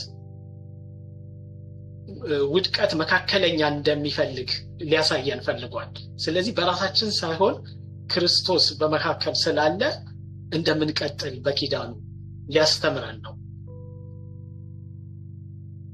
እግዚአብሔር ማደሪያ ድንኳኑን ስሩልኝ ያለው ዓላማው ከህዝቡ ጋር መኖር እንደሆነ እንድንማር ነው እኛ እግዚአብሔር የሚፈልገው እንድንገዛለት ሳይሆን አብረን እንድንኖር ነው two way relationship ነው የፈለገው ህብረት ነው የፈለገው ቅርርብ ነው የፈለገው ቤተሰባዊነት ነው የፈለገው የዛን ሰዓት እግዚአብሔር ማደሪያውን በምን ይሞላል በክብር ይሞላል መገኘቱ ለማደሪያው ህይወት ይሰጣል እንጂ ማደሪያው አይደለም በራሱ ህይወት ያለው እኛ የእግዚአብሔር ማደሪያዎች ነን እግዚአብሔር በክብር የሚሞላው መንፈስ ቅዱስ ክርስቶስ እኛው ስላደረ ነው ታቦቱ በስህተታችን ላይ ራሱ ምን አለ ዋስትና አለን መገኘት ሁሉ ጊዜ መሰዊያው አለዛ መስዋዕቶቹ ሁሌ እንደተጠበቁ ናቸው ክርስቶስ በደሙ ያነጻናል የክርስቶስ ክህነት እንደተጠበቀ ነው አገልግሎቱ እግዚአብሔር ግን ናዳብና አብዩድን ይፈርድባቸዋል ከእግዚአብሔር መንገድ ውጪ የምናደርገው ነገር ሁሉ በእሳት ነው የሚቃጠለው መቅሰፍቱ ነው የሚያገኘው ይህ ማለት እኛን አሁን ጥላ ሆኖ ነው የዛን ጊዜ እኛን ግን አሁን ምንድነው የሚያስተምረን በክርስቶስ በኩል በመንፈስ ቅዱስ በኩል ብቻ ነው እግዚአብሔር የሚገኘው የመጨረሻው ቀን ላይ ከበጎቹ ተራ እንድንሆን የሚያደርግ መንገድ ነው ይሄ ማፕ ነው እንድንዘጋጅ እንድንማር ዲሳይፕልሺፕ የደቀ መዝሙር በራሱ በእግዚአብሔር የተሰጠ ትምህርት ነው እዚህ ላይ አቆማለሁ ተባረኩ ጥያቄ ካለ ሪፍሌክሽን ካለ መቀጠል እንችላለን ዋው ሰንቴ እግዚአብሔር ይባርክ ተባረክ በጣም የሚገርም ነገር ነው እየነገርከን ያለው አሜን አሜን ተባረክ ሌላ ሰው ጥያቄ ምናምን ካለ ሪፍሌክሽን ይቅደምና ከዛ እኔ ትንሽ እንትን ብዬ ሪፍሌክት አደርጋለሁ ሹር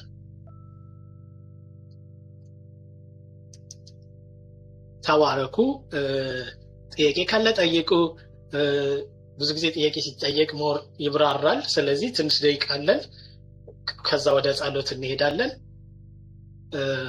ቀላል መንገድ አይደለም እያንዳንዱ ዲቴይል አለው በጣም ዲፕ ነው ግን መንገዱን በደንብ ቼክ ማርክ እያደረግን እንዳለፈው ከሄድን አሁን ደግሞ ይሄም መንገድ ነው የሚሆነው መሌ ጋይድ ማፑን just a minute ተመለስልኝ እያየው ነበር እሺ እሺ sorry እሺ እሺ እሺ መሌ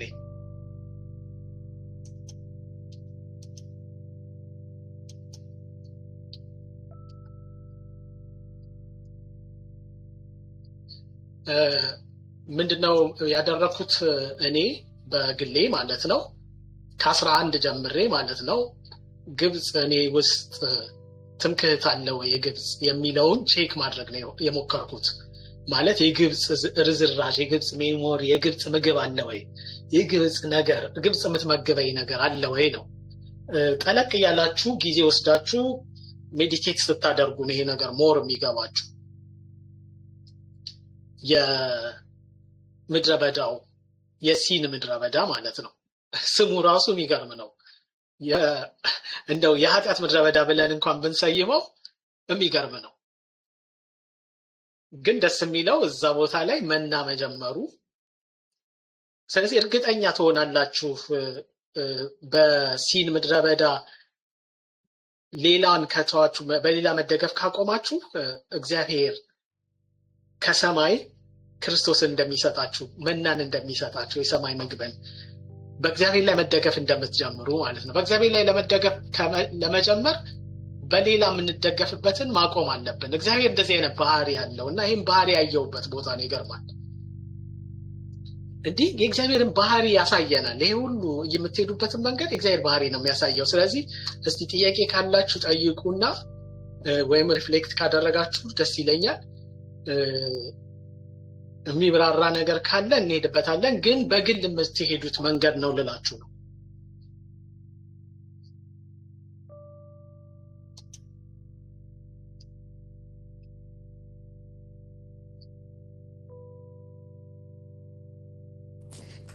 ዝም አትበሉ፣ ጊዜያችሁን ተጠቅማችሁ ጥያቄ ካላችሁ ጠይቁ።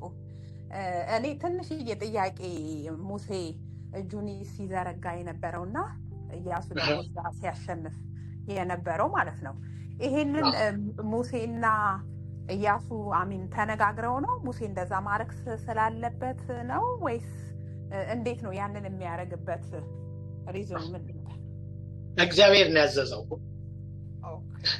ለዚህ እኮ ነው እያንዳንዱ ትእዛዝ ከእግዚአብሔር ነው። የሙሴ ከራሱ ያደረገው አንድ ቦታ ብቻ ነው ያለው። የት እንደሆነ ታውቃላችሁ? የዮታርን ምክር የሰማበት ቦታ ብቻ ነው። እሱም ደግሞ ጥሩ ምክር ነበር እንጂ ጠቅላላ እነዚህ የምታዩዋቸውን ሁሉ እግዚአብሔር ነው ያደረገው። ለምን? እግዚአብሔር ነበር ፊታቸው እየመራቸው የነበረው። ቅድም መጀመሪያ ላይ እንደገለጽኩላችሁ በጣም የሚገርማችሁ ኔክስት የሚያደርጉትን እግዚአብሔር ነው የሚናገረው ለሙሴ። ይሄን ደግሞ እዚህ ጋር ሄዱ፣ መና ይመጣል፣ ነገ አዘንብላቸዋለሁ እግዚአብሔር።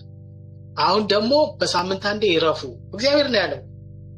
አሁን ደግሞ ወደ ራፊዲ ማምጣቸውና አሁን ደግሞ ሲከራከሩ እግዚአብሔር ከኛ ጋር ነው አይደለም ሲሉ አለቱን ምታ ያለው እግዚአብሔር ነው። ተራራ ላይ ወጣለው ከአሮንና ከሆርን ጋር አንተ ትዋጋለህ አለው። ወጣ ተራራ ላይ እጁን ዘረጋ። የዛን ሰዓት ማን ያሸንፍ ነበር? እስራኤል ያሸንፍ ነበር። ብዙውን መንገድ ስታዩት እያንዳንዱ ኢንስትራክሽን ከእግዚአብሔር መሆኑ ነው ከበድ የሚያደርገው ይሄንን የእስራኤል ጉዞ።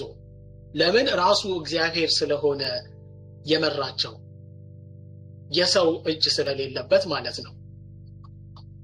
ትንሽዬ ሪፍሌክት ላርግና ሌሎችም እሺ ሊያደርጉ ማለት ነው። በጣም የገረመኝ ነገር የእግዚአብሔር ታማኝነቱና አብሮ ደግሞ የሚጓዘው ነገር ገርሞኛል። በቃ በጣም ነው የሚገርመው። ፍቅሩን እያየሁት ነበረና በዚህ ትምህርት ውስጥ በጣም የእግዚአብሔርን ፍቅር ነው እኔ ያየሁት። በቃ የማይጥል አምላክ እንደሆነ እና ለእስራኤል የሆነው ነገር ግን ለእኛ እንደሆነልን አሁን እኛ በቃ በክርስቶስ እንድናርፍ ያደረገን ማለት ነው። እና ትእዛዛቱ ደግሞ በሙሉ የሚወጡት ከእግዚአብሔር ነው እያልከን ነበረ። እና በቃ እግዚአብሔርን ያው ካልታዘዝን መታዘዝ አለብን። በህይወታችን ካልታዘዝን እንትን እንደምንጠፋና ደግሞ በህብረት ውስጥ አሁን የዮታር ምክር ያልከው በእግዚአብሔር በዛ በህብረት ውስጥ እንዴት እንደሚሰራ እሱን በጣም እንትን ሲለኝ ነበር። ህብረት በጣም አስፈላጊ እንደሆነ ማለት ነው። በጉዟችን ውስጥ ህብረት እንደሚያስፈልግ ከዛ ደግሞ የዛ አሁን የሙሴ ቅድም ስትናገር ራሱ እየገረመኝ ነበረ። እጁን ሲዘረጋ ያጥላው ጸሎት ነው።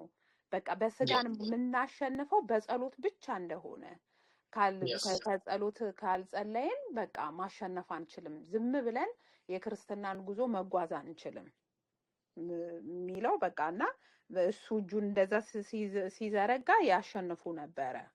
ያ በቃ በጸሎት ስጋችንን ማሸነፍ እንደምንችል ማለት ነው። ያ በጣም እየገረመኝ ነው። ሌላው ደግሞ መሪ ትተው ኢያሱና ሙሴ ዞር ባሉበት ነው ጥጃን ምናምን ሲያመልኩ የነበሩት ብለ ያልከው እና እሱ በጣም ነው የሚገርመው። መሪ ዞር ሲል ከህዝቡ በቃ መሪ እንደሚያስፈልገን እረኛ ያስፈልገናል። ለኛ ካለ እረኛ እንትን እንደማንል በቃ ወደ ሌላ ነገር እንደምንገባ እሱም ሲገርመኝ ነበረ። መሪ በጣም ያስፈልጋል ማለት ነው። አንዳንድ ጊዜ መሪዎቻችንን የማንቀበልበት ጊዜ አለ አይደል? በህይወታችን ግን የግድ በቃ ያስፈልገናል፣ እረኛ ያስፈልገናል ማለት ነው። እና ያንን እግዚአብሔር እነሱን ያስቀመጠው ከዛ በኋላ ደግሞ ሙሴ ሲማልድላቸው ደግሞ እንዴት እግዚአብሔር አብሮነቱን ደግሞ እንዳሳየ ማለት ነው። ስለዚህ ግዴታ እንደዛ ያስፈልገናል እና ደግሞ የኢየሱስ ክርስቶስን መማለድ ነበረ በዛ ውስጥ በሙሴ ጥላ ውስጥ ስናይ የነበረው ማለት ነው። እና ማረፍ ደግሞ በክርስቶስ እንደሆነ በሌላ ነገር መመካት ካለብን እኔ እያሰብኩ ነበረ። በፊት እግዚአብሔርንም ባቅ ግን ባለኝ ነገር እንትንል ነበረ። ለምሳሌ አሁን ምንድነው ባንኬ ውስጥ የሆነ ትንሽ ብር ካለኝ በጣም ደስ ይለኝ ነበረ። በጣም በቃ ማለት ምንም አልሆንም ብዬ በእውነትና በመደገፍ በእግዚአብሔር እንደሆነ ማለት ነው። በራሳችን አሁን ባለን ነገር ስንደገፍ እግዚአብሔር ይተወናል። በቃ ዝም ነው የሚለን። ግን በእርሱ ግን ስንደገፍ ሁሉን ነገር ማየት እንችላለን። ከምንደገፍበት ነገር ግን በእግዚአብሔር መደገፍ እንዳለብን። ሌላው ደግሞ በቃ በእውነትና በመንፈስ ወደ እግዚአብሔር የምንቀርበው ከዛ ደግሞ እኛ የእግዚአብሔር ቤተ መቅደስ መሆናችን ክርስቶስ በእኛ ውስጥ ማደር ግን በቃ ከሌለ ብርሃን ነበረ። መገናኛው ድንኳን ሰርቶ ከዛ ታቦቱ ሲኖር የእግዚአብሔር ሕልውና ነበረ እና እኛም ክርስቶስ በውስጣችን ከሌለ በቃ የእግዚአብሔር ሕልውና እንደሌለ እና ክርስቶስን በውስጣችን ማድረግ እንዳለብን ተረድቻለሁ። ብዙ ነገር ነው የተረዳሁት፣ ግን አንዴ እንትን ማለት ትንሽ እንትን ይላል። ተባረክ ስንቴ፣ በእውነት በጣም ተባረክ። አሜዚንግ። አሜን። ሌሎቻችሁም ቀጥሉ፣ ተናገሩ። አንዳንድ ቆንጆ ሪፍሌክሽን ነው። ተባረኪ ሀና። ግን በቃ ቴክ ኢት ሲሪየስሊ። እሺ፣ ይሄ መንገድ የሰው መንገድ አይደለም፣ የእግዚአብሔር ነው እያልኳችሁ ነው። ራሱ እግዚአብሔር ነው ይህን መንገድ የሰጠን። ሂዱበት እስቲ። እግዚአብሔር እንዲህ ነው አነጋገሩ፣ እንዲህ ነው የሚሰራው። ጠዋት መጥቶ በድምፅ አያንጎደጉድላችሁም፣ ሰጥቷል ኢንስትራክሽኑን። እሺ፣ አትችሉትም። ቢመጣ ራሱ ቢያናገራችሁ አትችሉትም፣ ትሞታላችሁ። ስለዚህ የሚገልጸው በምንድነው? በሲምቦል ነው። በሐሳቦቹን የሚገልጸው በትምህርት ቤት ነው፣ በመና ነው። መና ሲያወርዳ ስለራባቸው ብቻ አይደለም። መና ትምህርት ክላስሩም ነው፣ ትምህርት ቤት ነው። መደገፍ እንዲማሩ ነው። በሱ እንዲበሉ ብቻ ቢሆን ኖሮ የዓመት ይሰጣቸውና ልብሳቸውና ጫማቸው እንዳላለቀ ሁሉ የማያልቅ ሶርስ ያደርግና ያቺ ሴት 3 ዓመት ነው ከስንት ዓመት ነው እንትኑ ረሃቡ እስኪያልቅ ድረስ በኤልያስ ንግግር እንኳን ዘይቱ ከማሰሮ ዱቄቱ ከማድጋው አላለቀም ነው አይደል የሚለው። የማያልቅ ምንጭ ሊያፈልቅ ይችላል፣ የምግብ ምንጭ ማለት ነው። ለምንድን ነው ለየቀኑ ከሰማይ ማውረድ? አያችሁ፣ እዚህ ውስጥ ሚስጥር አለ። እንዲደገፉበት ነው። የየቀኑ ካለዛ አንድ የሰጥቷቸው ዝም ቢል ይረሱታል። ፍቅር ነው የምታዩት፣ መቀራረብ የፈለገ አምላክ ነው የምታዩት እዚህ ጋር።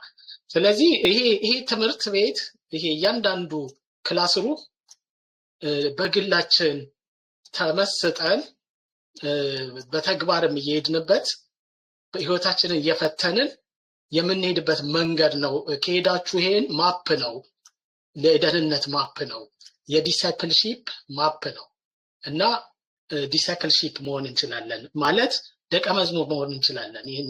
ይሄን መንገድ በትክክል ከሄድን ባለፈው የደህንነት መንገድ እንደሄድ ነው ማለት ነው። እና ቼክ አድርገን ስንቶቻችሁ አይዶን ነው ቼክ ማርክ አድርጋችሁ እየሄዳችሁበት እንደሆነ አላቅም።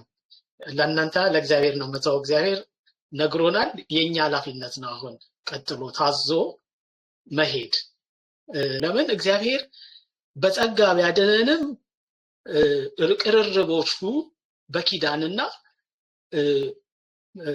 ኮምፓሱ ደግሞ ህግ ነው። ስለዚህ አድኖ ብቻ ህዝቡን ለራሱ ሳያደርግ ምድረ በዳ ላይ የተው አይደለም። ያድናል፣ ለራሱም ያደርጋል። ያዳነን ለሱ ሊያደርገን ነው። አሁን ለሱ የሚያደርገው መንገድ ጀምረናል። እሱም የደቀ መዝሙርነት ትምህርት ነው። ትንሽ የፍቅር ማስጠንቀቂያ ናት። ተባረኩ። በተረፈ ግን በቃ የሚናገር ከሌለ ሀሳብ አለ የሀሳብ ትንሽዬ። እሺ እኔ በጣም ውስጤ የተባረከው በተለይ ከደቀ መዛሙርት ጋር አያይዘው የተማርነው ትምህርት ውስጤን በጣም ነው የቀየረው። ከግብፅ የወጡት እነዛም ለከነአን ብቻ አልነበረም። እግዚአብሔር ትልቅ ታምራት እንዳደረገላቸው ተምሬያለሁ። የተገነዘብኩትም ነገር ምንድን ነው? የደቀ መዛሙርቱ ግብ የጌታ መገኘት ነው። እዛ ጋር የእግዚአብሔር መገኘት በዋነኛነት ማለት ነው። ልክ እኛም አሁን ስንማር ደቀ መዛሙርት የምንሆነው በቃ ለሱ ጽድቅ እሱ ወደሚለው መንገድ ለመሄድ ነው እንጂ ኖት ኦንሊ ኖሌጅ ከኖሌጅ አንጻር ብቻ አይደለም። በቃ የጠየቀውን መስዋዕት ለማድረግ ብቻ አልነበረም፣ ከሱ ጋር ለመኖር ነበረ እና ትልቁ ነገር ደግሞ ከሱ ጋር መኖር ያ የደቀ መዛሙርት ልብም ጭምር ነው። ምክንያቱም መገኘትህ ካልሄደ ከዚያ አታውጣን እንዳለው ሙሴ ማለት ነው ተስፋይቱ ምድር ላይ። ስለዚህ እውነተኛ ደቀ መዛሙርት ልብ ነው። አንተ ከሌለ መሄድ አንፈልግም ካለ ጀስ የሆነ ትሬኒንግ የሆነ ቦታ ላይ ማግኘት እንችላለን። ይሄ ግን ከሌላኛው ትሬኒንግ ይለያል። እዚህ ቤት የምንማረው ነገር በቃ ከእርሱ ጋር እንድንሆን በቃ ይሄ ደቀ መዛሙርት ለማግኘት እኛ ከሱ ጋር መኖር፣ የመጨረሻው ግብ እግዚአብሔርን ማወቅ፣ ከእርሱ ጋር መኖር፣ እኛም የህይወታችን የመገኘቱ መኖሪያ እንድንሆን መለወጥ ነው። ስለዚህ በቃ የደቀ መዛሙርት ግብ ክርስቶስን ለመስራት የእሱን ስራ ለማድረግ ብቻ ሳይሆን ከክርስቶስ ጋራ ለመኖር ነው። ልክ አገልግሎታችን ፍሬ እንዲያፈራ በቃ ዋት ደቀ መዝሙር በቃ ዝም ብዬ እሱን ነው እንደ ስፖንጅ ስመጥ የነበረው። በቃ ፍሬ ልናፈራ የሚያበቃን እውነተኛ ደቀ መዛሙርት እንድንሆን የሚያደርግ ነገር ነው። በቃ ብዙ ስብከት መስበክ ወይም የመማርም የማወቅ ብቻ አይደለም።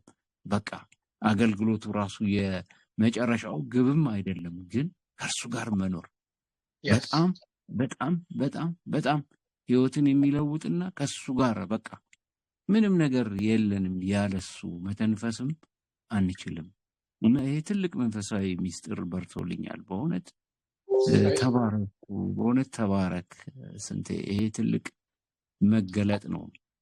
ከክርስቶስ ጋር ለመኖር ደግሞ ትልቁ መገለጥና ዝም ብሎ ደቀ መዛሙርት እንደሚባለው እንደሚሰለጥኑት አይነት አይደለም። በቃ ጽድቅንም ጭምር የምናገኝበት መንገድ ነው። ሪሊ ተባረክ በእውነት አሜን አሜን። ተባረክ። እዚህ ጋር የሆነ ልበል ሰላም ነኝና በጣም እግዚአብሔር ይባርክ። በእውነት ያችን ምንም የማታውቀዋን ሴት እንደዚህ አስተምረህ እዚህ ደረጃ ስላበቃህን እጅግ አድርጌ ነው ማመሰግነው። በእውነት ነው የምልህ። እኔ በጣም በጣም አድርጌ ነው በአንተ ትምህርት በቃ እኔ በእውነት ነው የምልህ እግዚአብሔር ይረዳኛል፣ መንፈስ ቅዱስ ይረዳኛል። ከዚህ የበለጠ እኔ በደንብ ነው ያወቅኩት። የእውነት እንደ ሌሎቹ ሪፍሌክስ ለማድረግ እንትን አልልም፣ ግን በደንብ በቃ ገብቶኛል። እሱን መከተል ይሁንልኝ። ጌታ ኢየሱስ ክርስቶስ ይባርክ። እኔ በየጊዜው ነው መባረክ። በእውነት ነው የምልህ ስንትዬ ተባረክ። እነመላ ቤተሰብ በጣም ነው የምወደው። ተባረክ ወንድሜ። አሜን አሜን። ሰላም ተባረክ። አንቺም እግዚአብሔር ይመስገን። ሰዎች እንደዚህ እየተለወጡ ሲናገሩ ደስ አይልም? መንገዳቸው እንደዚህ ከእግዚአብሔር ጋር ሰምሮ ሰላምን የዛሬ ዓመት ታቋታላችኋል። አሁን ያለችበትን ደግሞ ያዋት እንዴት ጸሎት ስትመራ ለሌሎች ስትጸልይ የእግዚአብሔርን ቃል ራሱ በዚህ ቤት ውስጥ ነው ያደገችው እና እግዚአብሔር ይመስገን ስለሷ። በቃ እንዴት ናችሁ? ሶሪ ዛሬ መንገድ ላይ ሆኜ ነው እና ችግር የለም። ትንሽ ከከተማ እየወጣን ነው እና ግን ሰምቻለሁ በደንብ። አሁን ሪፍሌክት ማድረግ አልችልም፣ ግን አንድ አጭር ጥያቄ ለመጠየቅ ሙሴን እጁን ሲደግፉት ያው እሱ ነበረ መሪያቸው እና እሱን መስማት ነበረባቸው ያልከው እዛ ላይ እኛስ አሁን ላይክ መንፈስ ቅዱስ ስላለን ሁላችን ሞር በውስጣችን ባለው በመንፈስ ቅዱስ ነው መመራት ያለብን ወይስ አይ ኖ በሚመሩን ሰዎችም መመራት አለብን፣ ግን አሁን አንዳንድ ጊዜ do we listen to our spirit more than የሚመሩን ሰዎች ወይስ እዛ ላይ ትንሽ ከአሁኑ ጋር የሆነ ነገር ብትል ብዬ ነው። ቴንክ ዩ። ግን በጣም የሚገርም ነው። ጌታ ኢየሱስ ይባርክ። ስንቴ ይሄ ትምህርት በጣም ከባለፈው ጋርም በቃ እኔ በጣም ህይወቴን የለወጠኝን ነገር ነው ስትናገር የነበረው እና እግዚአብሔር ደግሞ በምድረ በዳ እንደማይጥል አሁንም አሳይተህናል። መሪ በቃ በመከራ ጊዜ አሁን ደግሞ በእኛም በምናልፈው ነገር ላይ ሁሌ ከኛ ጋር እንደሆነ ነው የተረዳሁት እና ያንን ሁሉ ደግሞ የሚያደርገው ቅድምም ስትደግመው ነበር። እኔ ባለፈው በቃ በጣም ከአይምሮ በላይ የሆነብኝ ነገር በቃ እግዚአብሔር በዛም ጊዜ ያደረገው ከሰዎቹ ጋር በዛ ጊዜ ከነበሩት ሰዎች ጋር ሪሌሽንሽፕ ለመፍጠር በእኛ ደግሞ በቃ የሚወደውን ልጁን ሰጥቶን አሁንም እንደገና ከሱ ጋር ደግሞ ሪሌሽንሽፕ ለመፍጠር መሆኑ በጣም ያስገርማል። ላይክ በቃላት አይገለጽም። እሱ በጣም ደስ ይላል። በጣም ያስገርማል። ይሄ ትምህርት እውነት ቢደጋገም ራሱ በጣም እንትን ይላል እና ያልከው ደግሞ በጣም ነው በስነ ስርዓት በእውነት ብዙ ነገራችን እኔ በጣም ተለውጫለሁ። ሁላችንም ደግሞ እንደዛ ይመስለኛል። ከጸሎት ግሩፕ ላይ ሆነን ከአንዳንድ ሰዎች ከሰማሁት ሪፍሌክሽን እንደዚህ ነው። በጸሎት ላይም ጸሎታችንም ከጊዜ ወደ ጊዜ በአመት ውስጥ እየተለወጠ ነው የመጣው በትክክል ከትምህርቱ ጋር ማለት ነው። በጣም ተለውጧል ጸሎታችን። እኔ ጸሎቴ በጣም ተለውጧል። በህብረትም ላይ አየዋለሁ እና ስንቴ በጣም ነው ይሄ ትምህርት የሚለውጠን ያለው። በጣም ምልህ ከመሰረታችን ነው። እኔ ከመሰረቴ ነው ያነቃነቀኝ ብዙ ነገር ብዙ እውነቴ ነው። በዛ ስጋት አይግባ። ግን እውነት ነው የኛ ትጋት ደግሞ ያስፈልጋል። እኔም ራሴ እንደዛ ነው የምለው። ትንሽ በአንዳንድ ነገሮች ስጠመድ እንትን ወሪድ ሆናለሁ በእውነት። ለምን ቢኮዝ ይሄ በጣም የሚገርም እውነት ከሰማይ የመጣ ትምህርት ስለሆነ ላይክ እንዲቃለልብኝ አልፈልግም በእውነት። ስቀበለውም በእንደዛ አይነት መልኩ እንዲቀበለው ነው የምፈልገው፣ እንደዚህ ያለ ዲስተራክሽን ነው። ያው አንዳንዴ ከአቅም በላይ ይሆናል፣ ስራም ሌላም ነገር ይመጣል እንጂ የሚገርም ትምህርት ህይወታችንን የሚያስለውጥ አካሄዳችንን የሚያስለውጥ አስተሳሰባችንን እኔ ሁልጊዜ ደጋግሜ የምለው ከሌላ ሰው ጋር የማያስማማ ትምህርት ነው በቃ የሚለውጥ እና እውነት በጣም የሚገርም ትምህርት ነው። ጌታ ኢየሱስ ይባርክ። በእውነት መንፈስ ቅዱስንም አከብራለሁ በጣም ስሙ ይባረክ። በቃ እንዲያርገኛ ለምንድን ነው ያስብላል አንዳንዴ በጣም ስለሚከብድብኝ እንዲህ ዋይ ግን እንዲህ በጣም ያስፈራል እውነት። እና ስንቴ ጌታ ኢየሱስ ብርክ ያርገህ በእውነት። እና እየተለወጥን ነው፣ በዛ ስጋት አይግባህ። እቺ የሙሴን ግን እሷም ትንሽ ብትነካልኝ አይደል እኔ ለምን እንደሆነ እሱ ሀሳብ መጣብኝና መታዘዝን በመታዘዝ አምናለሁ በጣም እውነት ነው። በተለይ በጥሩ በሚመሩ ሰዎች በጣም ሰረንደር ማድረግ፣ መታዘዝ፣ ሰሚት ማድረግ ጥሩ ነው። ግን አንዳንዴ ደግሞ ያልሆነ ነገር ሲሆን ዊ ፎሎ አወር ስፒሪት ለማለት ነው። በጣም ነው የምወዳችሁ። የስ ተባረኪ ሳምሪ። በጣም ቆንጆ ሪፍሌክሽን ነው እና ሶሪ ስንትዬ እዚህ ጋር ቲና ሚውት ተደርጋለች መሰለኝ አለች እና ቼክ አድርገው ሶፊ ቲና ሚውት ተደርገዋል። እንትን አንሚውት አደርጋቸዋለሁ ሲገቡ። የሳምሪን ጥያቄ ባጭር ለመመለስ ዋነኛው ጋይዳችን ዛሬ መንፈስ ቅዱስ ነው፣ ውስጣችን እየኖረ ነው። ለዚህ ነው ወደ እውነት ሁሉ ይመራቸዋል የተባለው። ዋናው እሱ ነው። በቃ ሌላ የሱን ቦታ የሚይዝ የለም። ትልቁ እሱ ነው። ግን በሰዎች በኩልም ይናገራል እግዚአብሔር። በተለይ በቃሉ በኩል በአስተማሪዎች ቃሉን በሚገልጹ ሰዎች ይናገራል። ለዚህ ነው ለቤተ ክርስቲያን 5 ስጦታዎች አሉት። አስተማሪዎች፣ ነቢያት፣ ሐዋርያት፣ ወንጌላውያን፣ እረኞች ብሎ የሰጠን። ለምንድነው? ሰዎች ናቸው። እነዚህ ኦፊሶቹ ሰዎች ናቸው እኮ። ግን ማነው መሪያቸው? መንፈስ ቅዱስ ነው።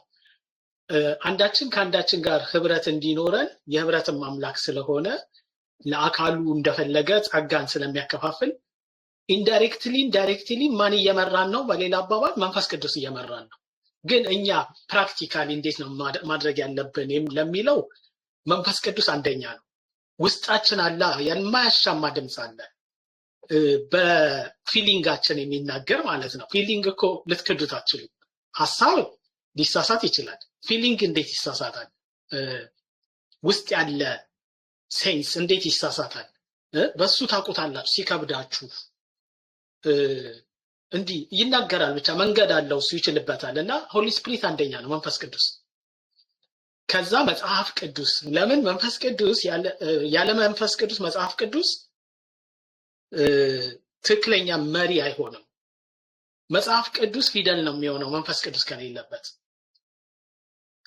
ፊደል ደግሞ ይገላል።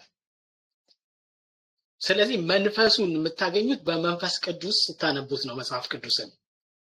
እዛ ጋር አንዳንዴ ሄልፕ ያስፈልጋል።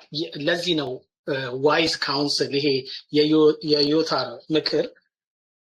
እንደገና ደግሞ ሙሴ ህዝቡን እንዴት እንደመራ፣ እግዚአብሔር ደግሞ ሙሴን እንዴት ያናገረው እንደነበረ ሰዎች እዚህ ጋር ነው የሚያስፈልጉት።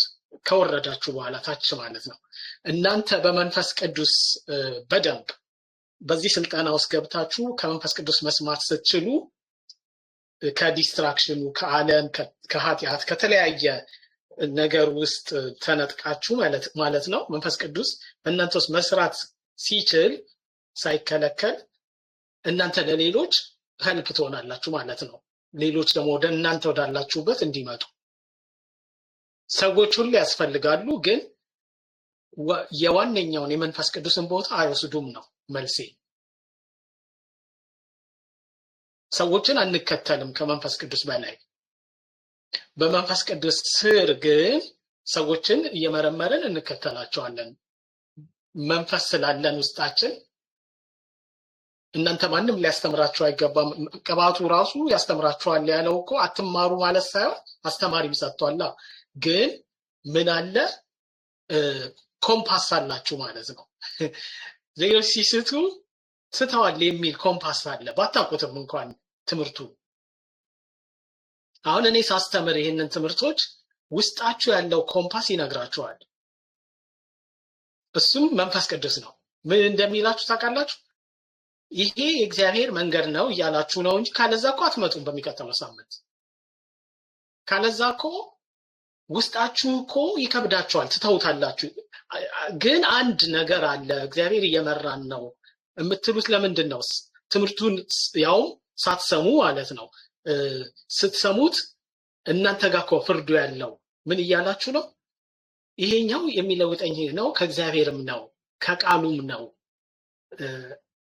እያላችሁ እኮ የምትመረምሩበት ኮምፓስ ስላለ ነው። መንፈስ ቅዱስ ስላላችሁ ነው ውስጣችሁ። እሱን ካዳመጥክን፣ ኮምፓሱን ካገኘን በደንብ አንጠፋም ማለት ሰዎችን፣ የተሳሳቱ ሰዎችን እንደውም እንመልሳለን እንጂ ማለት ነው። መንገዱን የሚያሳየን መንፈስ ቅዱስ ሁሌ ከኛ ጋር ነው። አይ ዶንት ኖ መልሼልሽ እንደው አላውቅም ሳምሪ። ግን በቃ አንደኛ መንፈስ ቅዱስ ነው፣ ከዛ መጽሐፍ ቅዱስ ነው፣ ከዛ ነው ኦፊሶች ያሉት ሰዎች አሉ፣ አስተማሪዎች፣ ነቢያት፣ እውነተኛዎቹን ነው የምላችሁ፣ የሚቀባጥሩትን አይደለም። ወንጌል ሰባኪዎች አሉ፣ ወንጌላውያን፣ እረኞች አሉ። ስለዚህ እነዚህን ደግሞ መንፈስ ቅዱስ ነው የሚጠቀምባቸው። የሰጠን ሰዎች ኦፊሶችም ናቸው፣ ስጦታዎችም አሉ። በሱ ሁሉ ወደ ትክክለኛ ሰላምና ፍሬ ወደ ማፍራት እንመጣለን ማለት ነው።